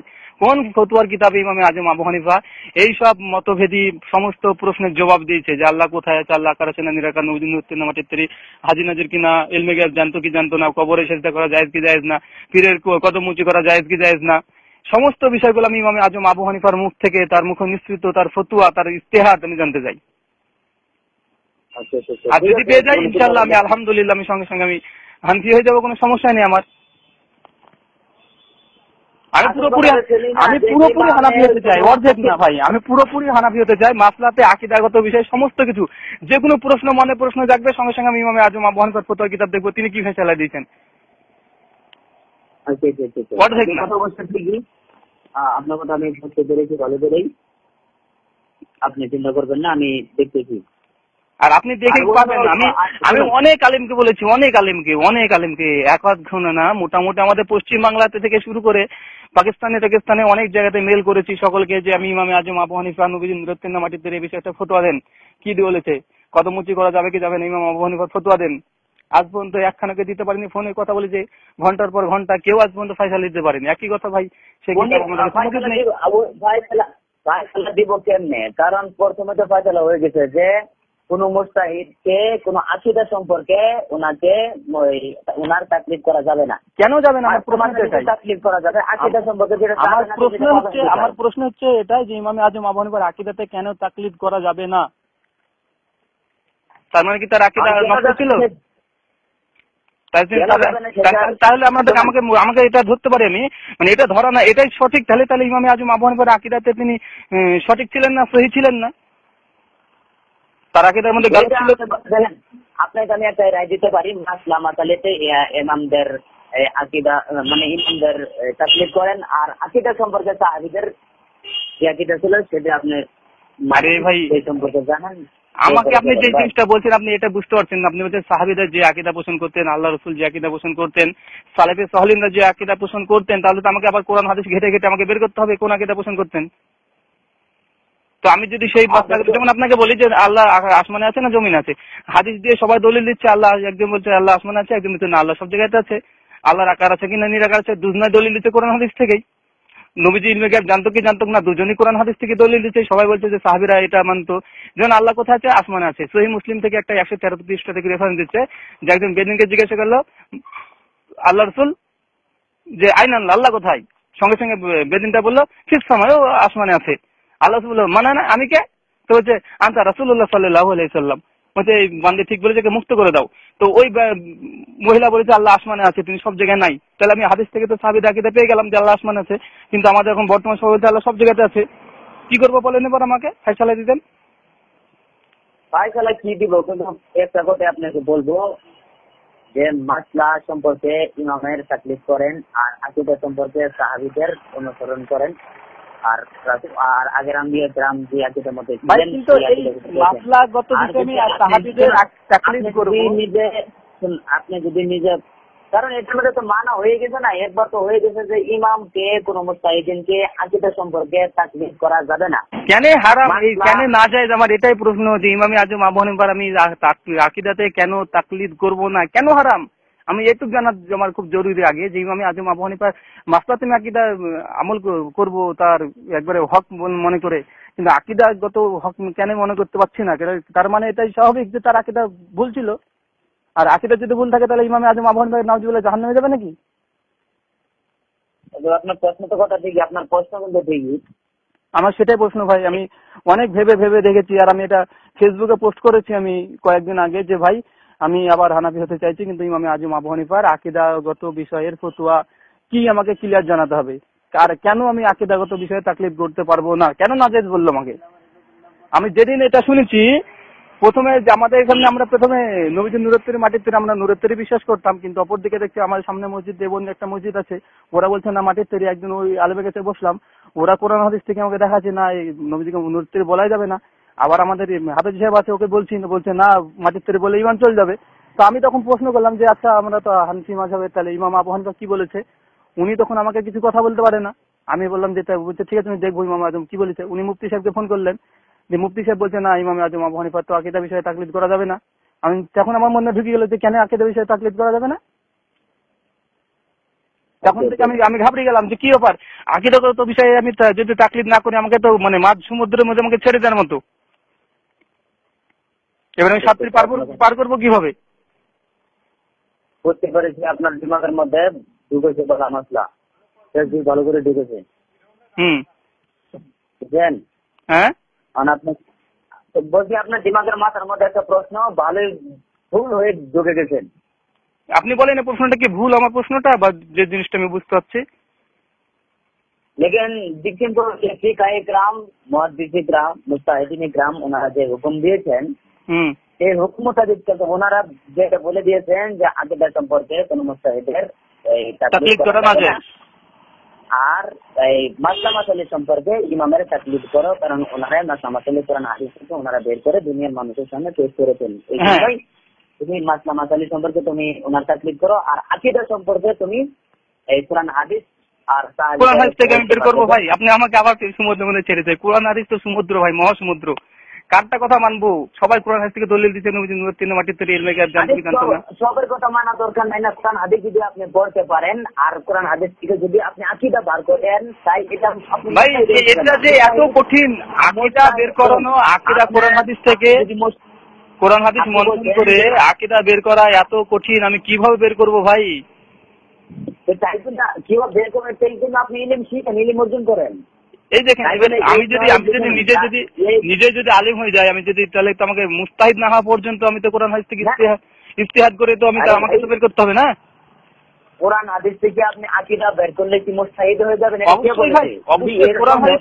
দেখেন আমি একটা কথা বলি যে আমাকে এখন কোরআন হাদিস দিলে, এবার নবীজি নূরের তৈরি মাটির তৈরি, এবার আমাকে ধরেন কোরআন হাদিস আমাকে ছেড়ে দিল, এবার আমি মানে সঠিক ফায়সালা বের করার জন্য আমি পরিশ্রম করছি, খাটছি, বিভিন্ন গ্রন্থ দেখছি, লাস্ট পর্যন্ত যে সিদ্ধান্ত আমি আসলাম, এই সিদ্ধান্তের নাম কি, আরবিতে কি বলে? দেখেন এটা তো সিদ্ধান্ত নিলে আকীদা সম্পর্কে তাই বলে মুস্তাহিদ হয়ে যাবেন, এটা কে বলেছে? আরে ভাই আমি তো ইজতিহাদ করলাম কোরআন হাদিস থেকে, আমি জানতে চাইলাম কারটা ঠিক। মাসলা মাসাইল যদি আপনি দেন, মাসলা মাসাইল যদি আপনি বের করতে পারেন ভাই, আমি আকীদাও তো মাসলার মধ্যে পড়ছে কি না পড়ছে না, কোরআন হাদিস ঘেটে যখন বার করবো তখন ওটাও তো একটা মাসালাই আকীদা, ওটা বলা হবে মাসালাই আকীদা, যে আকীদা বিষয়ে মাসলা। আপনি যখন মাসলা বের করে ফেলবেন তখনই আপনি বের করার পরে আপনি দেখবেন কোন ইমামের কোল এখানে মজুদ আছে, উমুক ইমাম আজম হানিফা, শাফি, মালিক, হানাফি ওনারা কোন কোল বের করেছেন, কি এই মাসলা থেকে কি ধরেছেন, কি নিয়েছেন। কিন্তু আকীদা সম্পর্কে যখন আপনি পাবেন সেগুলো আপনি মাসলার মধ্যে সমান করতে পারবেন না। তাই বলে আপনি যে কোনো হাদিস বা কোরআন থেকে আমি আপনাকে বলি ভাই, আমি আপনাকে একটা কথা বলে দিই যে রাফাল ইয়াদাইন সম্পর্কে দুই ধরনের হাদিস পাওয়া যায়, একটা করতে হবে, একটা করতে হবে না, ঠিক? এবার আমি এইটাকে যখন গবেষণা করব, দেখি যিনি কোনটা আসলে ঠিক, এটা আমার জন্য খুবই সোজা বের করা, এই মাসলাটা যে জায়েজ কি না জায়েজ, খুবই সোজা। কিন্তু আকীদাগত বিষয় যখন আমি ইজতিহাদ করতে যাব তখন আরো স্পর্শকাতর বিষয়, কারণ ওটা হচ্ছে জান্নাত জাহান্নামের ব্যাপার। একটু যদি 19-20 হয়ে যায় ওটা জান্নাত জাহান্নাম হয়ে যাবে, কিন্তু আমি রফল দাইন মানে গবেষণা করতে গিয়ে ছেড়ে দিলাম বা আমি রফল দাইন করলাম, এর জন্য জান্নাত জাহান্নাম হবে না। কিন্তু যখন আকীদাগত বিষয় নিয়ে কোরআন হাদিস ঘাটতে যাব তখন এটা ভাই জান্নাত জাহান্নামের বিষয় হয়ে যাবে। শিয়া হয়ে যেতে পারি আমি, কতজন শিয়া হয়ে গেছে, কত বড় বড় আলেম, কতজন মুরজিয়া হয়ে গেছে, জাহান্নামী হয়ে গেছে, খারেজি হয়ে গেছে কতজন। আচ্ছা সেটা কথা, এই আপনি যে কথাটা বলতেছেন, আপনার আগে যিনারা গুজরে গেছেন, আপনার বাপ দাদারা যিনারা আগে যিনার ইমাম আজম আবু হানিফার অনুসরণ করতেন, হ্যাঁ, আর ওনারা যে সিস্টেমে আকীদা গুলো মেনে গিয়েছেন কোরআন হাদিস মোতাবেক, ওনারা যেভাবে ছিলেন, আর ওনাদের সাথে কি আপনার কোনো মিলতেছে না? কোনো আমাদের বাপ দাদারা ওরা তো সব দেবন্দি, কিন্তু আকীদা সম্পর্কে আপনি জানতেন কিনা? আমাদের আমি জানবো না কেন, আমি তো মাটির তৈরি এটা জানি, আমার বাপ দাদু যেহেতু দেবন্দি, তো আমি নবীজি মাটির তৈরি এটা জানি। কিন্তু আমাদের এখানে একদিন নতুন হাফেজ সাহেব এসছে, আমাদের এখানে পীর সাহেব এসছে, উনি বলছেন না এইসব বলাই যাবে না। এবার আমার বাপ দাদু তো ওই নবীজি মাটির তৈরি বিশ্বাস করে, বললে না নূরের তৈরি বলা যাবে না, আমাদেরকে শিখাই। পীর সাহেবের দিকে বলছে না নবীজিকে মাটির তৈরি না বললে ইমান চলে যাবে। এবার কারটা মানবো? এই জন্যই তো আমি বলেছি যে প্রথম কথাতেই সমস্ত কথা ফয়সালা হয়ে গেছে। যেরকম আপনি আকীদা সম্পর্কে কোন ইমামের তাকলিদ করতে পারবেন না, ঠিক? কিন্তু যদি আপনি আকীদা কোরআন হাদিস থেকে যদি নিজে না বোঝেন, যদি অন্য কারোর সাথে যদি আপনি শুনেন বা পড়েন বা দেখেন বা নিজে জানেন, আর কোন মানুষ যদি কোরআন হাদিস পড়ে আপনাকে আকীদা বলে দেওয়া হয়, তাই বলে ওনাকে মুস্তাহিদ মানা যাব না। কারণ মুস্তাহিদকে আকীদা সম্পর্কে তাকলিদ যখন আপনি ব্যাপারটা বুঝতে পারছেন যে একটু বললি আপনাকে, আমি জারি আকীদা নিতে যাই, সে তো মাত্র 200 বছর আগে এসছে। আমরা যদি এখন বেরেলভি 200 বছর আগে এসছে, কোরআন হাদিস ঘেটে ঘেটে আকীদা বের করেছে। আশরাফ আলী থানভী, আনোয়ার শাহ কাশ্মীরি, এরা হচ্ছে 200 সালে আগে এসছে, মাত্র 1800 সালে এসছে, ওরা 200 বছর আগে। ইনারা বেরেলভি আলা হযরত এখন রাখেন, আশরাফ আলী থানভী এখন রাখেন, আপনি ইনাদের কথা বিশ্বাস করার আপনার দরকার নাই। না না, মানে তাকলিদ যদি আমি করি, এখন আমি হানাফি হয়ে গেলাম, আমি আকীদাতে দেবন্ধী হব না বেরেলভি হব? আপনি বেরেলি দেওবন্দি হন, এই বেরেলি দেওবন্দি তো পরে হয়েছে। ওটা বুঝছেন না নাই? বেরেলি দেওবন্দি এগুলো তো 1000 বছর পরে হয়েছে, কিন্তু আপনার আকীদা দেখতে হবে রাসূল সাল্লাল্লাহু আলাইহি ওয়াসাল্লামের জামানাতে। ভাই আপনি ব্যাপারটা বুঝতে পারছেন না, আপনি আমাকে হুজুর সাল্লাল্লাহু আলাইহি ওয়াসাল্লামের জামানাতে পাঠাচ্ছেন। আমি তো একজন সাধারণ আলেম, আমি অত 10 লক্ষ হাদিস পড়ে আমি গবেষণা করে কি করে বের করবো? আমার জন্য এটা খুবই কঠিন বিষয়। আমি একটা ফয়সালা আপনাকে দিতে পারি, সাহাবীরা যে আকীদা ছিল, সাহাবীরা মাসলা মাসালি রাসূল সাল্লাল্লাহু আলাইহি ওয়াসাল্লাম থেকে ডাইরেক্ট পেয়েছেন। হ্যাঁ, কিন্তু আমি তো পাচ্ছি না, তো আমি তো এই ধরনের কিছু পাচ্ছি না। না, হ্যাঁ, এটাই তো আমি আপনাকে বোঝাতে চাচ্ছি যে সাহাবী তাবিঈন ওনারা, সাহাবীরা পেয়েছেন নবীর কাছে থেকে ডাইরেক্ট হাদিস, তাবিঈন পেয়েছে সাহাবীদের কাছে, তাবিঈন পেয়েছে তাবিঈনদের কাছে, ওনারা ওইখানে মাসলা মাসালি ওনারা নিজে বের করে নিয়েছে। কিন্তু ওই সাহাবীদের দৌর খতম হয়ে গেছে, আম মানুষের জামানা শুরু হচ্ছে, এখন মানুষের মধ্যে ইখতিলাফ শুরু হয়েছে, এখন মাসলা মাসালি বার করা মুশকিল হয়ে গেছে। ভাই শুনেন, আমি আপনাকে বলি, একটু ভুল হয়ে গেল যে 38 হিজরিতে থেকে শুরু হয়ে গেছে আকীদাগত বিষয়। 38 হিজরিতে খারেজি বেরিয়েছে, 38 হিজরিতে খারেজিরা বেরিয়েছে। উসমান রাদিয়াল্লাহু তাআলা আনহুকে হত্যা করেছে খারেজিরা, আলী রাদিয়াল্লাহু তাআলাকে হত্যা করেছে, হোসেন হাসানকে কারা হত্যা করেছে? সবই মুসলিম ছিল, সব আকীদাগত বিভ্রান্তি হওয়ার কারণে সবাই তারা কাফের হয়ে গেছে। তো আকীদাগত তো সাহাবীদের যুগ থেকে তো আকীদাগত বিষয় হয়ে গেছিল। আকীদাগত বিষয় তো খারেজি, আল্লাহ রাসূল তো পরিষ্কার বলেছে যে আল খাওয়ারিজ কিলাহুম মিনান নার, খারেজিরা হচ্ছে জাহান্নামের কুত্তা। একবার স্পষ্ট আল্লাহ রাসূলের জামানাতে খারেজিরা ছিল, রীতিমতো আল্লাহ রাসূল কিছু বলছে যে আল্লাহ রাসূল আপনি হক করেন, ইনসাফ করেন। আল্লাহ রাসূল সঙ্গে সঙ্গে বলেছিল যে খারেজিরা জাহান্নামের কুকুর। তো সেই সময় তো মুসলিমদের মধ্যে তো একটা ফিরকা বেরিয়ে গেছিল খারেজি। এবার আমি কোন ফিরকা বেরোচ্ছে নিজের স্বার্থের জন্য। এবার আমি কিভাবে বুঝবো যে কারা নিজের স্বার্থের জন্য? আমাদেরকে দেবন্দী আলেমরা আমাদেরকে বলছে যে বেরেলভিরা কবর পূজা করছে, ওরা হচ্ছে ওদের ব্যবসা, ওই কিয়াম টিয়াম করছে, এটা হচ্ছে ব্যবসা। কিয়াম টিয়াম না করলে হয়তো আর চলবে না, পেট চলবে না, ওটা ওদের ব্যবসা। এই আমাদের বেরেলভিরা ভাইরা বলছে ওরা হচ্ছে কাফের হয়ে গেছে, ওদের কথা শোনা যাবে না। এবার কারা যে পেট পূজারি, আমি তো এটাই তো আমি বুঝতে পারছি না এখন। এই দিন আপনি বুঝতে পারছেন না, আপনার কি বলো, আপনি কোরআন হাদিস তো নিজে বের করলে আপনি বলতেছেন মুস্তাহিদ হয়ে যাবো। এখন ভাই কোরআন হাদিস থেকে আমি কিভাবে কোরআন হাদিস গবেষণা করে দিলে আকীদা প্রত্যেকটা একটা করে আকীদা যদি আমি পোষণ করতে থাকি, আল্লাহ রাসূল সম্পর্কে যে আকীদা যদি পোষণ করতে থাকি, 200 মাসলা হবে কমপক্ষে। না না, আকীদাগত বিষয়, আল্লাহ রাসূলকে আমি কি আকীদা পোষণ করবো, কমপক্ষে 200টা আকীদাগত বিষয় বের হবে। এবার এতগুলো বিষয় কোরআন হাদিস ঘেটে আমি কিভাবে বের করবো? এই জন্য তো আমি বলেছি যে সাহাবীরা যে আকীদার মধ্যে চলেছেন, আপনি তো বলছেন কিন্তু সাহাবীদের তো পৃথক কোনো গ্রন্থ নাই, আমাকে তাও তো সাহাবীদের আকীদা কি ছিল দেখতে তো কোরআন হাদিসে ঘাটতে হবে। আবার দেখেন আহলে সুন্নাত ওয়াল জামাতের উলামা যারা, আহলে সুন্নাত ওয়াল জামাত তো সবাই তো দাবি করছে, কোনটা হক আমি কিভাবে বুঝবো? দাবি করলে খালি হবে না, তো দাবি করলে হবে নাকি? চেক করবো কিভাবে আমি ভাই? চেক কেমনে করবেন? আপনার কিতাব যখন পড়বেন দিমাগ দিয়ে চেক করেন কথাটা সত্য না নাই। আপনি যদি নিজে না পারেন, আপনার নিজে আপনি যদি কোনো আলিম আছে ওনাদেরকে মিলান যে দেওবন্দীরা যে বলেছে রাসূল নূরের মাটি তৈরি, আর সুন্নিরা যে বলেছে বা বেরেলিও বলেছে যে নূরের তৈরি, কিন্তু দুজনে সুন্নি বলতেছে, নিজে নিজেকে সুন্নি বলতেছে।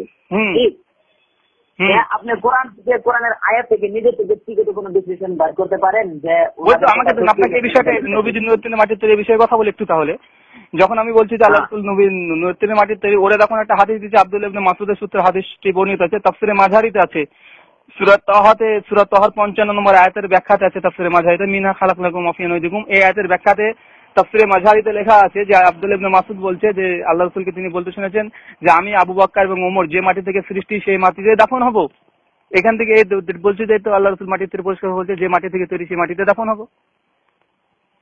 এই আয়াতে তো আরেকটা আয়াতে যখন চক্র হয়ে গেছে, আপনি কবি আর কমজোরি আপনি তো দেখতে হবে, যেরকম নাকি। এবার আমি যদি একটু গবেষণা করবো কিভাবে ভাই যে এটা কোনটা কমজোরি?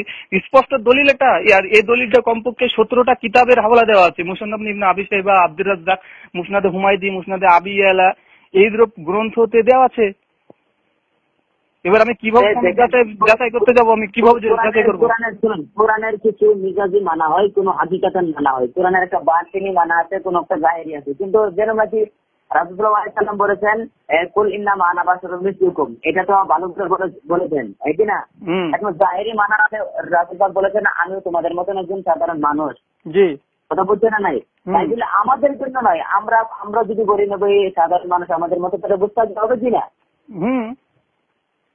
যেরকম কি লা ইলাহা ইল্লাল্লাহ সুবহানাকা ইন্নী কুনতু মিনাজ জালিমিন, হযরত ইউনূস আলাইহিস সালাম বলেছেন আমি জালিমের মধ্যে হয়ে গেছি, ওনার জন্য হয়ে গেছে। আমরাও যদি ওনাদেরকে এরকম বলি তাহলে আমাদের গুস্তাখি হবে না? নাই, সেটা ঠিক। আমি সেরকম ভাবে রাসূল পাক যেরকম বলেছে মানুষ শত সমস্ত ইনসান মাঝের তৈরি, এটা মিজাজান মানে এই তাসারিতে বলেছেন নবী, মিজাজান বলেছেন নবী। এটা তো সুস্পষ্ট ভাবে এটা একবারে এটা নাস দ্বারা প্রমাণিত হয়ে যাচ্ছে যে আমি আবু বকর ওসমান যে মাটির তৈরি সেই মাটিতে দাফন হব। ঠিক আছে, রাসূল পাক বলেছেন।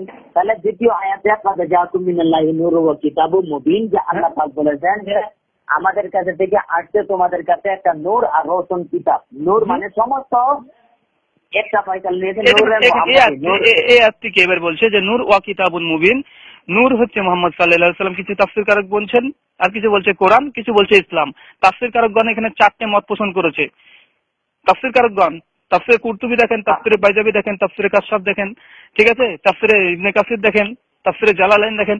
বিভিন্ন তাফসীরকারকগণ এখানে বিখ্যাতভাবে মন্তব্য করেছেন, যেখানে কেউ বলেছে নূর বলতে এখানে মুহাম্মদ সাল্লাল্লাহু আলাইহি ওয়াসাল্লাম, কেউ বলছে ইসলাম, কেউ বলছে যে না এটা আল্লাহ কোরআনকে বোঝানো হয়েছে। এবার আমি কোনটা নেব? কোনটা নয় মধ্যে আপনি কুই হাদিস পাবেন, কুই পাবেন যেখানে মতবার বেশি পাবেন। এবার দেখেন, তাফসীরকারকগণ এখানে তো পরিষ্কারভাবে বলছে, তারপর যে ধরে নিলাম নূর, কিন্তু এখানে নূরের সৃষ্টি খালাক এই শব্দটা কোরআনে আসছে না। এটা তো বলতে পারলাম। যেমন আমি আপনাকে বলি সূরা মাইদাতে আছে যে আল্লাহ রাসূল বলছে যে তওরাতকে আল্লাহ নূর হিসেবে পাঠিয়েছেন, জাবুরকে আল্লাহ নূর হিসেবে পাঠিয়েছেন। এবার তাই বলে ওগুলো যদি নূর হিসেবে আল্লাহ তওরাতকে নূর বলেছে, তাহলে কি নূরের সৃষ্টি আমি বিশ্বাস করবো? কোরআনকে আল্লাহ নূর বলেছে, সূরা ইব্রাহিমে প্রথমে আছে, তো আমি কোরআনকে কি নূরের সৃষ্টি, নূরের তৈরি বলবো? এই জন্য তো আমি তো বলেছি কোরআনের একটা জাহিরি মানা হয়, একটা বাতিনি হয়, একটা জাতি হয়, একটা আতাই হয়। যেরকম নাকি ইলমে গায়েব সম্পর্কে কোরআনের মধ্যে বহুত সারি আয়াত আছে যেখানে ডাইরেক্ট মানা করা হয়েছে, এই রাসূল সাল্লাল্লাহু আলাইহি ওয়াসাল্লাম ইলমে গায়েব নাই। হ্যাঁ আছে না নাই? হ্যাঁ আছে। আয়াতে সাবিত কোন আয়াত আছে রাসূল সাল্লাল্লাহু আলাইহি ওয়াসাল্লাম ইলমে গায়েব আল্লাহ পাক আতা করেছেন। তাহলে এবার আপনি মানবেন কোনটা? যেটা মানা করেছেন সেটা মানবেন, আর না যেটা আতা করেছেন সেটা মানবেন? আমি তো সেটাই বলছি। এবার এই যে উসুলগুলো কোনটা মানবো? এই উসুলগুলো তো মানুষই তৈরি করছে না। হ্যাঁ, এই উসুলগুলো মানে কোনটা, যেমন আমি বলি যে কোনটা জাহেরি আর কোনটা বাতেনি, এই যে এটা নিয়ে দ্বিমত আছে। দেববন্ধুরা বলছে যে এখানে আল্লাহ রাসূলকে এটা আপনারা বলছেন বাতিল। ঠিক আছে, এবার আপনি আসছেন আসল মাদ্দাতে। এইখানে মানুষের ইখতিলাফ রয়েছে। কোন কোন আয়াতে বলেছেন রাসূল নূর, কোন কোন আয়াতে বলেছেন রাসূল মাটি, ঠিক? কোন কোন আয়াতে বলেছেন রাসূল ইলমে গায়েব আছেন, কোন কোন আয়াতে বলেছেন ইলমে গায়েব নাই। ভালো করে জেনে রাখবেন, আল্লাহ আর রাসূলের মধ্যে একটা পার্থক্য হলো জাতি আর আতাই। বুঝছেন না নাই? ইলমে গায়েব আপনি যেখানে পাবেন দুইটা কিসিম হবে, একটা হলো জাতি, একটা হলো আতাই। যদি নূর সম্পর্কে আপনি জানতে চান, একটা হবে জাতি, একটা হবে আতাই। রাসূল পাকের নূর হলো আতাই, আর ইলমে গায়েব রাসূল পাকের হলো আতাই। জাতি কোনো বস্তু নাই। আর যেখানে দেখবেন রাসূল পাকের ইলমে গায়েব নাই বলে প্রমাণ হয়ে গেছে, সেইখানে আপনি ভালো করে জেনে রাখবেন এটা জাতি, ইলমে গায়েব রাসূল পাকের নয়।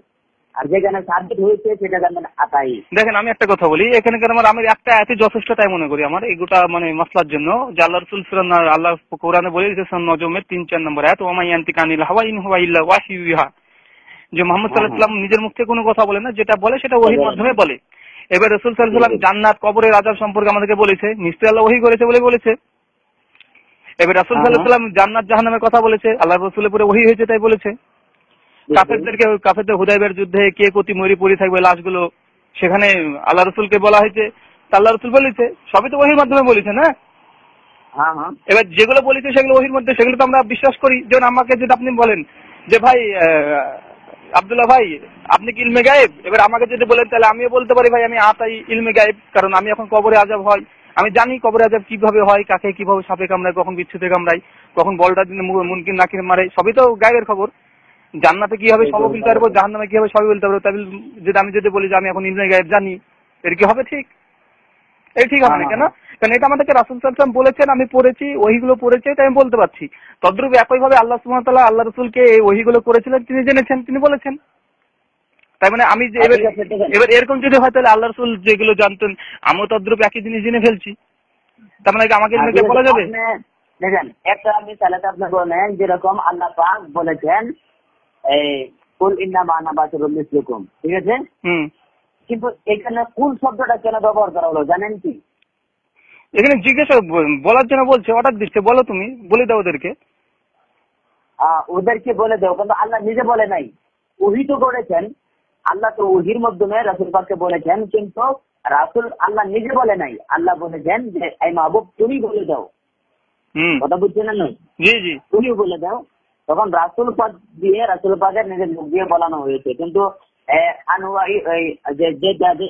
সাবিত হয়েছে যে রাসূল পাক নিজের কথা, নিজের ব্যক্তিগত কোনো কথা কয় নাই। আল্লাহ পাক যেটা কয়েছিল সেটাই নবী পাক বলেছেন, না নাই? জি। এই আয়াতে আপনি দেখবেন যেরকম কুল শব্দটা ব্যবহার করা, এই কারণে এই মাহবুব আমি যদি বলে দেই তাহলে এটা সনদ বনে যাবে, সার্টিফিকেট বনে যাবে, মানে বস্তুটা একদম ডিক্লিয়ার হয়ে যাবে। এই জন্য আপনি বলেন। কথা বুঝলেন না? নাই? হ্যাঁ বুঝতে পারছি। যেমন অনেক জায়গা আছে ধরেন কুল হু আল্লাহু আহাদ, বলো নবী তুমি বলে দাও যে আল্লাহ এক। আল্লাহ সম্পর্কে সাক্ষ্য দেওয়ার জন্য আল্লাহ রাসূলকে বলছে বলো তোমরা আল্লাহ এক ও দ্বিতীয়। হ্যাঁ আল্লাহ এক। হ্যাঁ এই ধরনের কুল আউযু নাস অনেক জায়গাতে আছে। ঠিক এই সিস্টেমই বহুতগুলো আয়াতের মধ্যে আছেন, কিন্তু ওহীর মধ্যে মাত্র সবকিছু হয়েছেন। কথা বুঝছেন না? নাই? কিন্তু কোনো মানা আমাদের জন্য কোনো ওখানে আমাদের জন্য বলা জায়েজ আছে, কোনো জায়গার মধ্যে বলা জায়েজ নাই। কথা বুঝছেন না? নাই? কোনো বস্তুর মধ্যে আমরা আকীদা ঠিক মানতে পারবো, আর কোনো বস্তু এরকম আছে যেটা আমরা বললে আমরা গুস্তাখ বা গুমরাহ হয়ে যাব। যেরকম কথা তো সত্যি বলেছেন, যেরকম নাকি আল্লাহ হলো হর মাখলুকের সৃষ্টিকর্তা, আল্লাহ পাক সমস্ত কিছু সৃষ্টি করে পয়দা করেছেন, সৃষ্টি করেছেন, মাখলুক বানাইছেন, ঠিক? কিন্তু মাখলুকের মধ্যে এমন কোন বস্তু আছে যেগুলোর নাম দিয়ে যদি কয় অমুক বস্তুর খালিক আল্লাহ পাক, অমুক বস্তু পয়দা করনেওয়ালা, তখন আমরা গুস্তাখি হবে না? গুস্তাখ হবে না? আল্লাহ গুস্তাখি তো হবে। এবার আমার শুধু মাসলা এটাই। এবার আমি বলি ভাই, আমি মানে এগুলো তো বুঝতে পারলাম, এগুলো আমি পড়েছি, জাল হকে পড়েছি, শানে হাবিবুর রহমানে পড়েছি, এইসব বিষয়গুলো আমার কাছে এগুলো ক্লিয়ার আছে, এই বিষয়গুলো ঠিক আছে। তো বিষয়গুলো আমি এগুলো অনেক ভালোভাবে মানে পড়ে দেখেছি। তো বিষয় হচ্ছে যখন মানে একটা বইয়ের বিপক্ষে যখন একটা বই আসছে, ওরা দলিল দিচ্ছে, খণ্ডন করছে, যে হাদিস স্পষ্ট দিচ্ছে যে আবু বকর পার একাধখানা হাদিস না 13খানা হাদিস দিয়েছে একবার পরপর, যে আল্লাহ রাসূল নিজে বলছে যে আমি আবু বকর ওমর যে মাটির থেকে সৃষ্টি হয়েছে সেই মাটিতে দাফন হবো। এই ধরনের হাদিস অন্য সাহাবী হযরত জাবের থেকে বর্ণিত আছে, আর মাশহুর সাহাবী থেকে বর্ণিত আছে। জাবের থেকে আছে, আব্দুল্লাহ ইবনে ওমর থেকে আছে, আবু হুরায়রা থেকে আছে, আব্দুল্লাহ ইবনে আব্বাস থেকে আছে। এবার এই হাদিসের ব্যাখ্যা আমি কি করব? আল্লাহ রাসূল নিজে বলছে আমি আবু বকর ওমর যে মাটির তৈরি সেই মাটিতে দাফন হবো।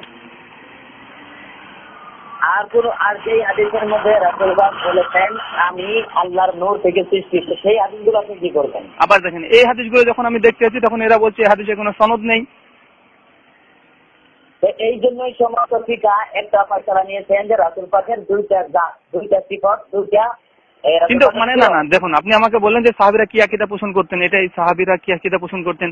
এবার এই জন্য তো আমাকে তো হাদিস লাগবে, আর হাদিসের জন্য তো আপনি তো ভালোভাবে জানেন সহিহ মুসলিমের মুকদ্দমাতে লেখা আছে যে সনদ যদি না থাকে সেটা হাদিস বলে গণ্য হবে না। এমনকি আমাদের এখানে একজন বেরেলভী আলেম আপনার গোলাম সামনে রেজভী, তিনি মুসনাদে ইমামে আজম অনুবাদ করতে গিয়ে বলছেন যে হাদিসের সনদ নেই সেটা হাদিস বলে বিবেচিত হবে না, সেটা কেউ বর্ণনা করলে সে কাবিরা গুনাহের মধ্যে অন্তর্ভুক্ত হবে। মান কাযযাবা আলাইনা মুতাআম্মিদুন ফাতাবাওয়ানা মাকাদু মিনান নার। এবার এই আউয়ালু মা খালাকাল্লাহু নূরি এই হাদিসের তো কোনো সনদ নেই, তো এটাকে আমি হাদিস আমি কিভাবে স্বীকার করব? আর ফুরফুরা পীর সাহেব একটি তার জামা একটি বই লিখেছে আপনার আল মওজুআত, ওই বইটার মধ্যে 256 পৃষ্ঠায় বলেছে যে এই হাদিসে কোনো সনদ নেই, তাই এই হাদিসটাকে হাদিস বলা যাবে না। তিনি স্বীকার করছেন যে হাদিসটাকে হাদিস বলা যাবে না। এটা বাতেন ফুরফুরা সেটা বুঝি না। কথা বুঝছেন না? নাই এই ফুরফুরা এটা তো পরের কথা। কিন্তু আমাকে সনদ পেশ করেন, তাহলে আমাকে সনদ বলুন যে এই হাদিসের সনদ কি কি আছে, কোন রবি হাদাসানা অমুক হাদাসানা অমুক আন আবু সাইদ খুদরি, এভাবে আপনি সনদ আপনাকে দিতে থাকেন আমাকে। এই সিস্টেমের বহুত সনদ আমার কাছে আছে। হ্যাঁ, এই সিস্টেমের বহুত সনদ আমার কাছে আছে। মানে সনদ আমাকে মারফু পর্যন্ত পৌঁছাতে হবে, যে আল্লাহ রসুল পর্যন্ত পৌঁছালো, আর প্রত্যেকটা শিক্ষা রাবি হতে হবে। আল্লাহ রাসূল নূর বল, কিন্তু আপনার যে কিয়াস, ইজমা, ফাতাওয়া, বালাগাত এগুলো তো আপনি মানতে হবে, মানবেন কিনা? সেটা আমি মানবো, মহসিন মানবো না কেন? আমি শুধুমাত্র আওয়ালুমা খালাকাল্লাহ নুরি এই হাদিসটার আমি সনদ চাই। আমি সেই সনদটাকে প্রত্যেকটাকে রাবিকে আমি চেক করে দেখবো, তারা কি মানে শিক্ষা রাবি কি, সেটা আমি একবার চেক করে দেখবো। আর যদি দেখে নিই না এরা প্রত্যেকে শিক্ষা রাবি, আর যে গ্রন্থ আছে সেই গ্রন্থটাও অথেন্টিক, যেমন আপনার সহিহ বুখারী, মুসলিম, আবু দাউদ, তিরমিজি, ইবনে মাজাহ, ইবনে আবি শাইবা, আব্দুর রাজ্জাক, এই ধরনের কিতাব। এই হাদিসটা আওয়ালুমা খালাকাল্লাহু নূর, যে হাদিসটা আপনি বললেন, এই হাদিসটা কিন্তু আক্তার ওলামা বা ফিকারা ওনারা জয়ীফ বলেছেন এই হাদিসটাকে। জয়ীফ বলতে গেলে তো এই হাদিসের সনদই নাই, তার মানে জাল। সনদ না থাকলে হাদিস জাল। জয়ীফ তো রাবি দুর্বল কারণে জয়ীফ হয়, কিন্তু যখন জাল হাদিস হবে যেটা সনদই পাওয়া যায় না, সেটা হচ্ছে জাল। এটা তো কথা, সনদ পাওয়া যায় না সেটাকে জাল বলা হয়। কিন্তু যেটা সনদ পাওয়া গেছে, সনদকে চেক করে দেখলাম যে দুজন রাবি মাঝহুল আছে, কে মুনকিত আছে, হয়ে গেল ওটা দুর্বল হয়ে গেল, জয়ীফ হয়ে গেল। সে জয়ীফ দিয়ে আপনার সে আমল করা যেতে পারে। জয়ীফ যদি হয় সেটা আমল করা যেতে পারে, কোনো যদি আমল ফাজাইল থাকে, আমল থাকে, করা যেতে পারে। কিন্তু জয়ীফ হাদিস দিয়ে আকীদা নির্ধারণ করা যাবে না, এটা সবাই জানে।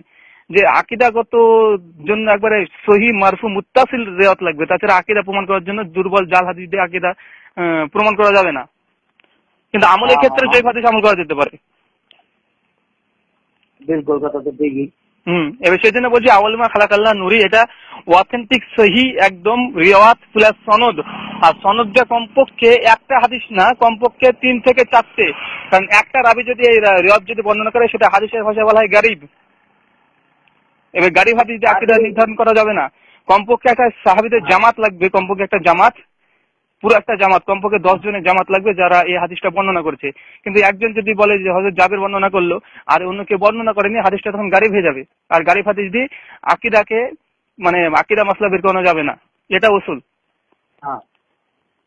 কিন্তু এটা তো আপনি ভালো করে বলেন, যদি জয়ীফ হাদিস হয় কিন্তু মুতলাকান তো আপনি এই হাদিসটা ছেড়ে দিতে পারবেন না। না না, আকীদাগত বিষয় হলে জয়ীফ হাদিস দিয়ে মাসলা নেওয়া যাবে। ভাই আমি আপনাকে বলি, আকীদাগত বিষয়ে যদি জয়ীফ হাদিস হয় তাহলে কি সেটা থেকে মাসলা বের করানো যাবে? সেটা তো কথা যাবে না। কিন্তু মাসালা যদি নামাজের কি করব না এইসব আহকাম হয়, এইসব মাসালা হয়, তাহলে জয়ীফ হাদিস দিয়ে দলিল গ্রহণ করা যেতে পারে। তার মতামত করেছে আলেমরা, তা ধরে নিলাম না জয়ীফ হাদিসের উপর আমল করা যাবে। কিন্তু আকীদাগত বিষয়ে তো করাই যাবে না, সবাই একমত। ঠিক আছে, আপনি যে হাদিসটা বলেন আওয়ালুমা খালাকাল্লাহু নূর, এছাড়া তো আর বহুতগুলো হাদিস রয়েছে। কিন্তু সনদ লাগবে।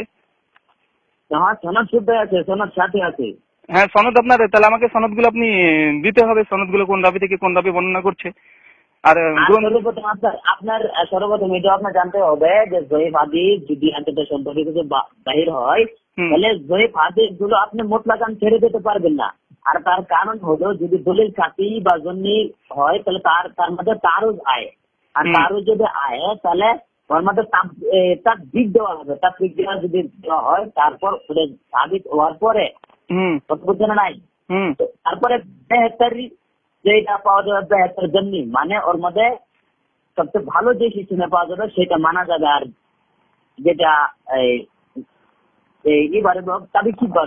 মানে আমার আমি বলে দিই, হাদিস রসুল হাদিস মোটামুটি আমি বুঝি। রসুল হাদিস মোটামুটি আমাদের তাকরিবুত তাহাজি, মিজানুল নিতালুল মিজান, তারিকুল কাদির, তারিকুল বাগদাদ, ইমাম ইবনে মাইনের তারিখে মাইন, এগুলো মোটামুটি আলহামদুলিল্লাহ আমার কাছে আছে। এমনকি মাকতুবাতে শামিলা পুরোটাই আমার কাছে আছে, মাকতুবাতে শামিলা। হ্যাঁ, আপনি শোনেন, কিন্তু যেখানে জন্নি পাওয়া যাবে সেখানে আপনি ছেড়ে দেবেন। যেরকম কোরআন মধ্যে আছে যেরকম আল্লাহ পাক বলেছেন কোরআনের মধ্যে, যেখানে তুমি আসান সেই জায়গা থেকে তুমি পড়ো। কথা বুঝছেন না? আওয়ালুমা খালাকাল্লাহু নূরের মধ্যে যদি আপনার কোনো দিমাগ কোনো বুঝতে না পারতেছেন, তাহলে আপনি তো আগে বাচ্চাটা যেখানে আসান হইতেছে, যেখানে তুমি দলিল পাচ্ছেন সেইখান থেকে আপনি মানবেন। সেটা হাদিস যদি প্রমাণিত হয়ে যায়, যেমন আল্লাহ সুবহানাহু ওয়া তাআলা বলছেন যে আপনি কিছু আগে আয়াতটা তেলাওয়াত করলেন, সূরা নাহলের আয়াতটা 44 নম্বর আয়াতটা, যে ফাসালুল আহলা যিকরি ইন কুনতুম লা তা'লামুন, 44 নম্বর আয়াত, বিল বাইয়িনাতিনা ওয়াজ জবুর, সুস্পষ্ট প্রমাণ সহকারে। সুস্পষ্ট প্রমাণ মানে দুর্বল না, সুস্পষ্ট প্রমাণ লাগবে। বিশেষ করে আকীদার ক্ষেত্রে সুস্পষ্ট প্রমাণ, সেটা জয়ীফ হাদিস দিয়ে দলিল গ্রহণ করা যাবে না, আকীদাতে মাসালাতে করা যেতে পারে কিন্তু আকীদাতে করা যাবে না। এটা সকলে একমত। এখানে আহলে সুন্নাত থেকে শুরু করে দেওবন্দি, বেরেলভী, হানাফি, শাফি, মালিকি, হাম্বলি, আহলে হাদিস সবাই একবার একমত যে আকীদাগত বিষয়ে কোনো দুর্বল হাদিস দিয়ে দলিল গ্রহণ করা যাবে না, এটা নাজায়েজ। আচ্ছা ঠিক আছে, আপনাকে একটা হাদিস শোনাই। আপনি এটা এই তিরমিজি লিখেছেন, বিখ্যাত করে লিখেছেন ফাজাইল সাইদুল মুরসালিনের মধ্যে আপনি পাবেন, তখন 513 মধ্যে পাবেন। এটা জুরকানি উনি তাফসীরের মধ্যে লিখেছেন, আপনি পাবেন। এই যে হাদিসটা হলো যে রাসূলুল্লাহ সাল্লাল্লাহু তাআলা আলাইহি ওয়াসাল্লাম মাতা ওয়া জাবতা লিকা নবিয়্যতি ক্বালা ওয়া আদামা বাইনা রূহি ওয়া জাসাদি। এটা হাদিস আপনার এই হাদিসটা পড়েছি। ইমাম তিরমিজি কি কল করেছে? ইমাম তিরমিজি হাদিসটা পড়ে কি বয়ান করেছে? হাদিসটা গরীব না, এই হাদিসটা মরফুল একদম এই লিখেছে, হাসান লিখেছেন এই হাদিসটা হাসান। এই হাদিস নিয়ে তো আমার কোনো মতনৈক্য নেই। আমি ধরলাম এই হাদিসটা নিয়ে কোনো মতনৈক্য নেই। মাসালা হচ্ছে আমার এটা নূর প্রসঙ্গে। প্রথম সৃষ্টিকে সেটা তো ভিন্ন কথা, কারণ ওখানে প্রথম সৃষ্টি নূরের কথা হয়নি। প্রথম সৃষ্টি আদমের আগে সৃষ্টি করেছে, সেটা ভিন্ন বিষয়। কিন্তু আমার নূরের বিষয়টা প্রসঙ্গ।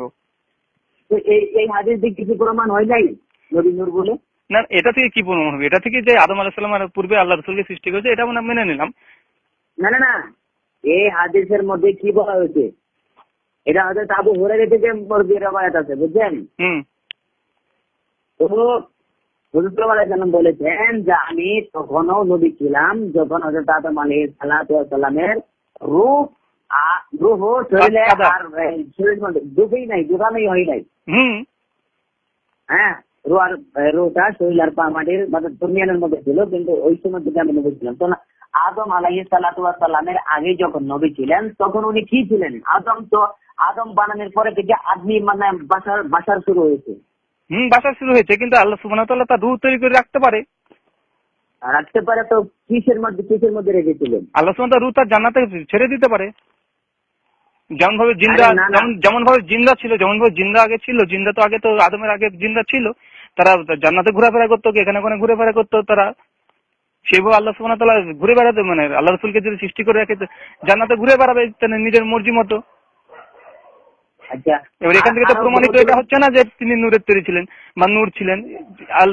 জিন্দা যেমন আদমের পূর্বে ছিল, তারা যা করেছে জান্নাতে গিয়েছে, ঘুরে বেড়াচ্ছে, তারা নিজের ইচ্ছা মতন, কোনো তাদের শরীয়ত ছিল না, তারা যা ইচ্ছা তাই করেছে, আনন্দ আরামে ছিল। আল্লাহ রাসূলকে যদি তৈরি করে রাখে আগে, তাহলে আল্লাহ রাসূল সেভাবেই ছিলেন, এটা তো স্পষ্ট না এখান থেকে। যদি আপনার নজরে হাদিসের মধ্যে যদি আপনি না পাচ্ছেন, তাহলে কোরআন থেকে যদি সাবিত হয়, কোরআনের মধ্যে যদি আল্লাহ পাক বলেন, তাহলে ওখানে কি করা যাবে? মেনে নিতে হবে স্পষ্ট হবে। হ্যাঁ, যে এই আয়াতটা বললাম যে কাদা জাতু মিনাল্লাহি নূর, এই আয়াত থেকে আপনি কি বললেন? মুহাম্মদ সাল্লাল্লাহু আলাইহি ওয়াসাল্লাম নূর বলা হয়েছে, আমরা নূর মানি, বিশ্বাস করি। যেমন তাফসিরে কানজুল ঈমান, আমি এটা তাফসির দেখেছি, তাফসিরে কানজুল ঈমান আহমদ রেজা খান বেরেলভী তিনি পরিষ্কারভাবে বলছেন, এখানে নূর বলতে মুহাম্মদ সাল্লাল্লাহু আলাইহি ওয়াসাল্লাম বলে বুঝিয়েছেন। আর এটা এই জন্য বুঝিয়েছেন, তিনি জাহেলিয়াত যে সব বর্বরতা, নোংরা বর্বরতা যুগ ছিল, তাকে আল্লাহ সুবহানাহু ওয়া তাআলা নূর স্বরূপ পাঠিয়েছে মানুষকে হেদায়েতের জন্য, তাকে পথ দেখানোর জন্য। কিন্তু এখানে নূরের সৃষ্টি, কানজুল ইমামের তো নূরের সৃষ্টি আর থেকে প্রমাণ করেনি। আহমদ রেজা খান বেরেলভী তিনি বলছেন হেদায়েতের নূর, হেদায়েত দিয়েছে মানুষকে, সঠিক থেকে বাতিল পথ, ভ্রান্ত পথকে তিনি করেছেন। ফুরকান, সত্য মিথ্যার পৃথককারী হিসেবে আল্লাহ রাসূলকে পাঠিয়েছেন। দেখেন, শুধু আহমদ রাজা না, বহুতগুলো মুফাসসিরে কিরাম, মুহাক্কিকি কিরাম এই আয়াতের তাফসীর করেছেন। সাল্লাল্লাহু আলাইহি ওয়াসাল্লামের জাত মুবারক এই আয়াতের বিশ্লেষণ শুধু নূর রাসূল পাকের জাত মুবারককে নিয়েছেন। হ্যাঁ, নূর নিয়েছেন, কিন্তু নূরের সৃষ্টি কোন তাফসীরকারক করেছেন? নূর যখন নূর সাবিত হলো, তখন এটা কি আপনি বলেন সৃষ্টি করার জন্য পরের কথা না? অবশ্যই। আমি আপনাকে প্রথমে বললাম যে আল্লাহ রাসূল সাল্লাল্লাহু আলাইহি ওয়াসাল্লামকে আমি নূর বিশ্বাস করি, তিনি নূর ছিলেন। কোরআনকে আমি নূর বিশ্বাস করি, তাওরাতকে আমি নূর বিশ্বাস করি, জবুরকে আমি নূর বিশ্বাস করি। আল্লাহ সুবহানাহু ওয়া তাআলা নূর শব্দটা কোরআনে টোটাল 22 বার ব্যবহার করেছে, 22টা বস্তুর জন্য। ঠিক আছে, এবার আমি 22টা জায়গাতে যেখানে আল্লাহ নূর বলেছে, আল্লাহ আমাকে নিজেকে নূর হিসেবে আখ্যায়িত করেছে সূরা নূরের 35 নম্বর আয়াতে। তো আমি এগুলোকে নূর হিসেবে বিশ্বাস করি, কিন্তু এগুলোকে আমি তাওরাতকে এখন কি নূরের সৃষ্টি বলবো? আমি কি জাবুরকে এখন নূরের সৃষ্টি বলবো, নূরের তৈরি? আমার সমস্যা হচ্ছে এটা নূরের তৈরি কি না। আমার তো নূর হিসাবে তো আমি আকীদা পোষণ করি যে আল্লাহ রাসূল সাল্লাল্লাহু আলাইহি ওয়াসাল্লাম তিনি নূর ছিলেন। নূর ছিলেন, তো নূর হয়ে দুনিয়ার মধ্যে এসেছেন। আর হাদিসগুলো কি আপনি দেখেন, মা আমেনা যে বলেছিলেন যে রাসূল সাল্লাল্লাহু আলাইহি ওয়াসাল্লাম দুনিয়ার মধ্যে এসে শাম দেশের প্রসাদ মহল্লাগুলো রোশন হয়ে গিয়েছিলেন। আর হযরত আব্দুল মুত্তালিবের কোলে হযরত আমেনা হযরত আব্দুল্লাহর পেছনের মধ্যে চমকতে ছিল। আর হযরত আয়েশার কোলের মধ্যে আপনি দেখবেন হযরত আয়েশার যে সুই আড়াই গিয়েছিল আমাদের মধ্যে রাসূল পাক আসার সাথে সাথে এই রাসূল পাককে হাসি দেওয়ার মুখ থেকে নূর বাহির হতো। এই হাদিসটাকে অধিকাংশ মুহাদ্দিস জাল বলেছেন। জাল বলেননি, জাল বললেই তো জাল। দুজন দাবি আছে এখানে। ইমাম জাহাবি, ইমাম হাজার আসকালানি তার তাকরিবুত তাহাজিব, মিজানুল ইতিদাল আর শিয়ারু আলামিন আন-নুবালাতে পরিষ্কারভাবে বলেছে দুজন দাবি সম্পর্কে হাদিস জাল তৈরি করতে, এরা মিথ্যুক কাযযাব, এদের কাছে হাদিস গ্রহণ করা যাবে না। দুজন, একজন না, দুজন। আপনার তো হাদিসগুলো তো একজনে জাল বললে একজনে জয়ীফ বললে সেটাকে আপনি মেনে যাবেন। না, এখানে পুরো একটা জামাত যারা প্রথমে মোটামুটি 700 হিজরি সাল পর্যন্ত যতগুলো মুহাদ্দিস এসে হাদিসের উপরে তাহকিক করেছে, গবেষণা করেছে, সকলে একমত হাদিসের এই দুজন রাবি জাল। কেউ ওকে সিক্কা রাবি বলেনি, কেউ হাসান বলেনি, কেউ কিছু বলেনি। কোন মুহাদ্দিস বলেনি। এই রাবি সম্পর্কে 13 জনের কল পাওয়া যায়, 13 জনই জাররা করেছে। 13 জনই যারা করেছে, কেউ তাদিল, কেউ করেনি, কেউ তার ব্যাপারে ভালো কোনো তাওসিক একখানো পাওয়া যায়নি, প্রমাণিত নয়। মানে রাসূল পাকের নূর সম্পর্কে যে হাদিসটা পেয়েছেন ওরা খালি জাল বলেই ঘোষণা করছেন না? জি, একবারে পুরো আমার কাছে 28 জনের কল মজুদ আছে আমার কাছে। ভুল তাফসীর করেছেন, ভুল লিখেছেন। জি, বিলকুল ভুল লিখেছেন, গলত লিখেছেন। ইমাম জাহাবি গলত লিখবে, ইমাম হাজার আসকালানি, ইমাম ইবনে মাইন যিনি হানাফি ছিলেন 233-এ মৃত্যুবরণ করেছেন, তিনিও বলেছেন এই হাদিস জাল। কোন কিতাবের মধ্যে লিখেছেন? ইমাম তারিখ ইবনে মাইন। এখানে বোঝার ভুল আছে। তারিখ ইবনে মাইনের পরিষ্কারভাবে রাবি দুটোর উপরে জাররা করেছে, আর কঠিন জাররা, যে হাদিস বানোয়াট তৈরি করতো, আর যাত্রার কাছ থেকে তৈরি করতো না, সিক্কা রাবি থেকে তৈরি করতো, মুদাল্লিস, তাদলিসকারী। আচ্ছা। আর এটা তো সকলে জানে যে মুদাল্লিস রাবি যদি হাদিস যদি আন্দ্রা বর্ণনা করে, সেটা সমস্ত মুহাদ্দিস এবং সমস্ত আহলে সুন্নাহ ওয়াল জামাতের আকীদাগত বিষয়ে সেটা একবারে পরিত্যাজ্য, সেটা থেকে হাদিস গ্রহণ করা যাবে না। আচ্ছা, তাহলে এই হাদিসটা তাহলে যে রাসূল পাক সাল্লাল্লাহু আলাইহি ওয়াসাল্লাম বলেছেন যে নূরুম মিন নূরিল্লাহ, নূরুম মিন নূরিল্লাহ, এই হাদিসটা আপনি এটা জাবেরের সূত্রে বর্ণিত। হ্যাঁ, এটা জাবেরের সূত্রে বর্ণিত।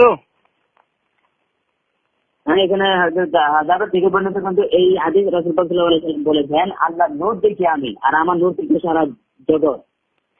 হ্যাঁ, এই হাদিসগুলোকে অনেকদিন আগে জাল বলেছে ভাই। ইমাম মোল্লা কারি হানফি তিনি এই হাদিসকে জাল বলেছেন। আল মৌজুয়াত কিতাব আছে একটা আলাদা ভাবে, আল মৌজুয়াতে স্পষ্ট ভাবে তিনি নিয়ে এসে বলছে এই হাদিসে কোনো সনদ নেই, আর কিছু কিছু এই রিওয়ায়াতের পক্ষে সনদ এসে সেগুলো একবারে ভিত্তিহীন, এরপর কোনো আস্থাশীল কোনো রাবি নেই, একবারে জাল। আর এই কথাটাকে কপি করেছে আল মৌজুয়াতে আর ফুরফুরা পীর সাহেব, আবু বকর সিদ্দিক, জাফর আহমেদ সিদ্দিকী, উনি আল মৌজুয়াতে 213 পৃষ্ঠাতে নিয়ে এসছেন, দিয়ে বলেছে এটা হাদিস না, এই হাদিসে 3টে রাবি আছে, 3 জনই জাল।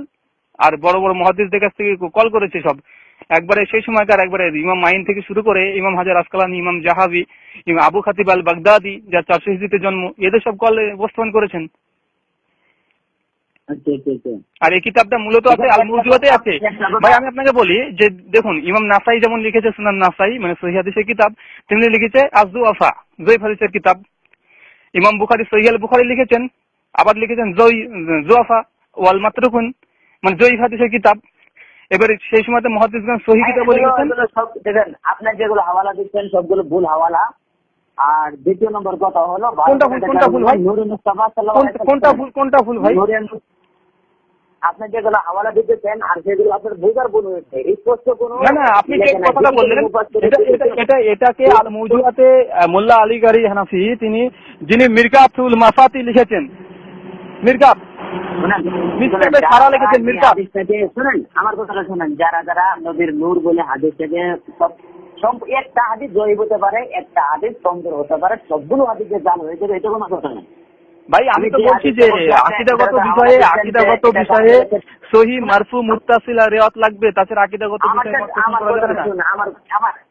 আমার কথা একটাই শুনেন যে একটা হাদিস বা দুইটা হাদিস বা তিনটা হাদিস ওনারা জাল বা জয়ীব বলতে পারে, কিন্তু বেশুমার কোরআন হাদিসের মধ্যে বেশুমার নবীর নূর সম্পর্কে হাদিস রয়েছে, সবগুলো যদি জাল হয়ে থাকে তাহলে আপনি ভালো করে জানেন যিনি লিখেছেন উনি জাল, আর আপনি যেনার হাওয়ালা দিতেছেন হয়তো আপনার বোঝার মধ্যে ভুল আছেন, কারণ নূরে মুস্তাফা সাল্লাল্লাহু আলাইহি ওয়াসাল্লাম কি আওয়ালিয়াত যেটা বয়ান বলে যে হাদিসটা নূর বলে ভাই মাটির হাদিস আমার কাছে কখন আছে জানেন? মাটি নবীজি মাটি হাদিস কখন আছে আমার কাছে? 27খানা নবীজি মাটির তৈরি, শুধুমাত্র সাহাবীদের কল দিয়ে দেবো যে আমি আবু বকর ওমর যে মাটি থেকে সৃষ্টি সেই মাটিতে তখন হবে আমাদের, এই ধরনের শুধু হাদিস আমি আপনাকে 27খানা দিতে পারবো।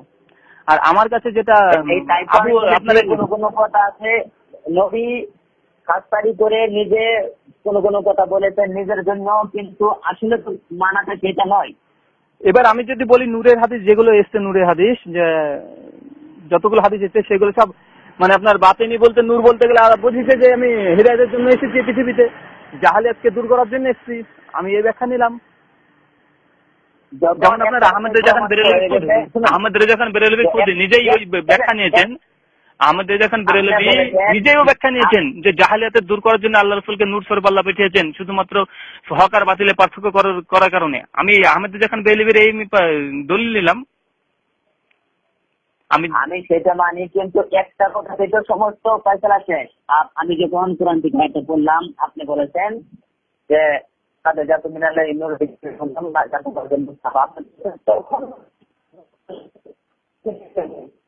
আগে যখন নবী নূর